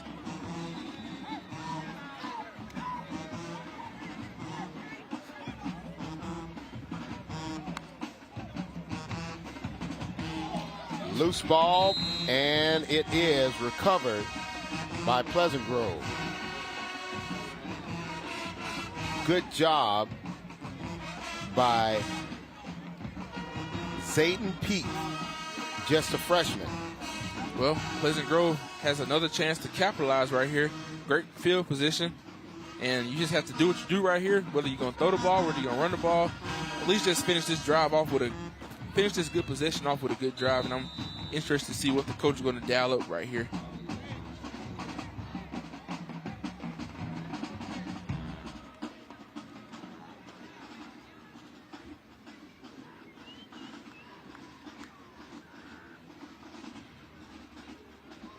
One more drive, another opportunity to see if Pleasant Grove can get on the board.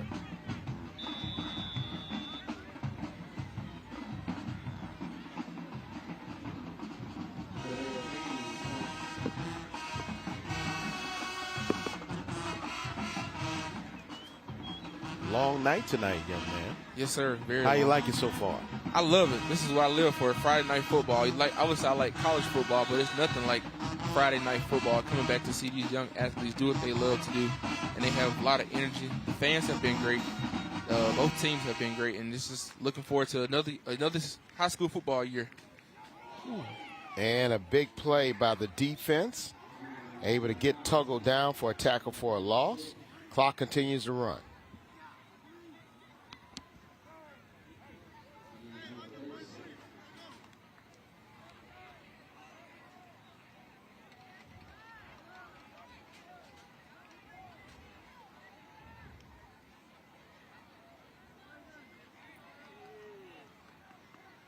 Right at 30 seconds left to play here in the fourth quarter.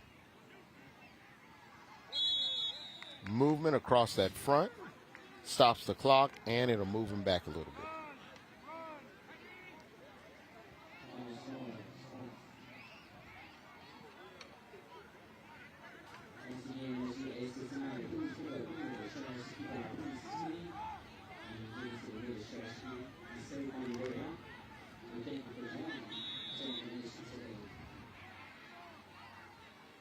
And for Coach Fuqua, got to go back to the drawing board, but I know he's feeling pretty good about his team not giving up and really putting forth an effort. Less than 15 seconds. Yeah, one thing about this team, they haven't quit, they haven't gave up, and they showed some fight towards the end. And I bet you when they go back and look at this game film, he could be probably upset by a lot of different things, but he can't be upset and he can't be disappointed of how his team finished. They really finished giving great effort.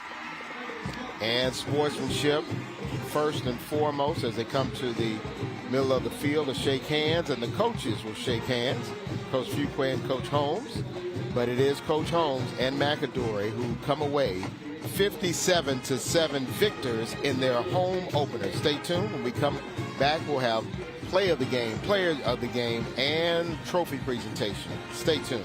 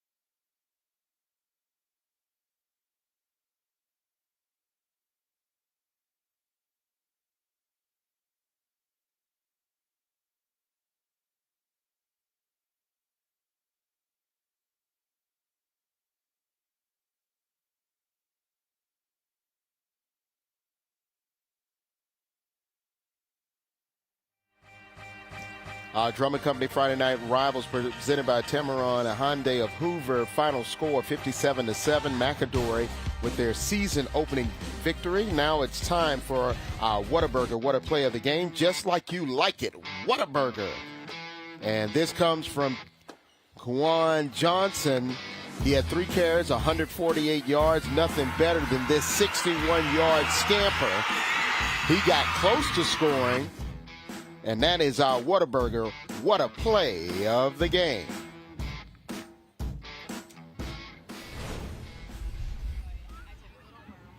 And you see right now Coach Holmes trying to talk to his players, letting them know this is game 1 of what could be a very long journey in search of that blue map.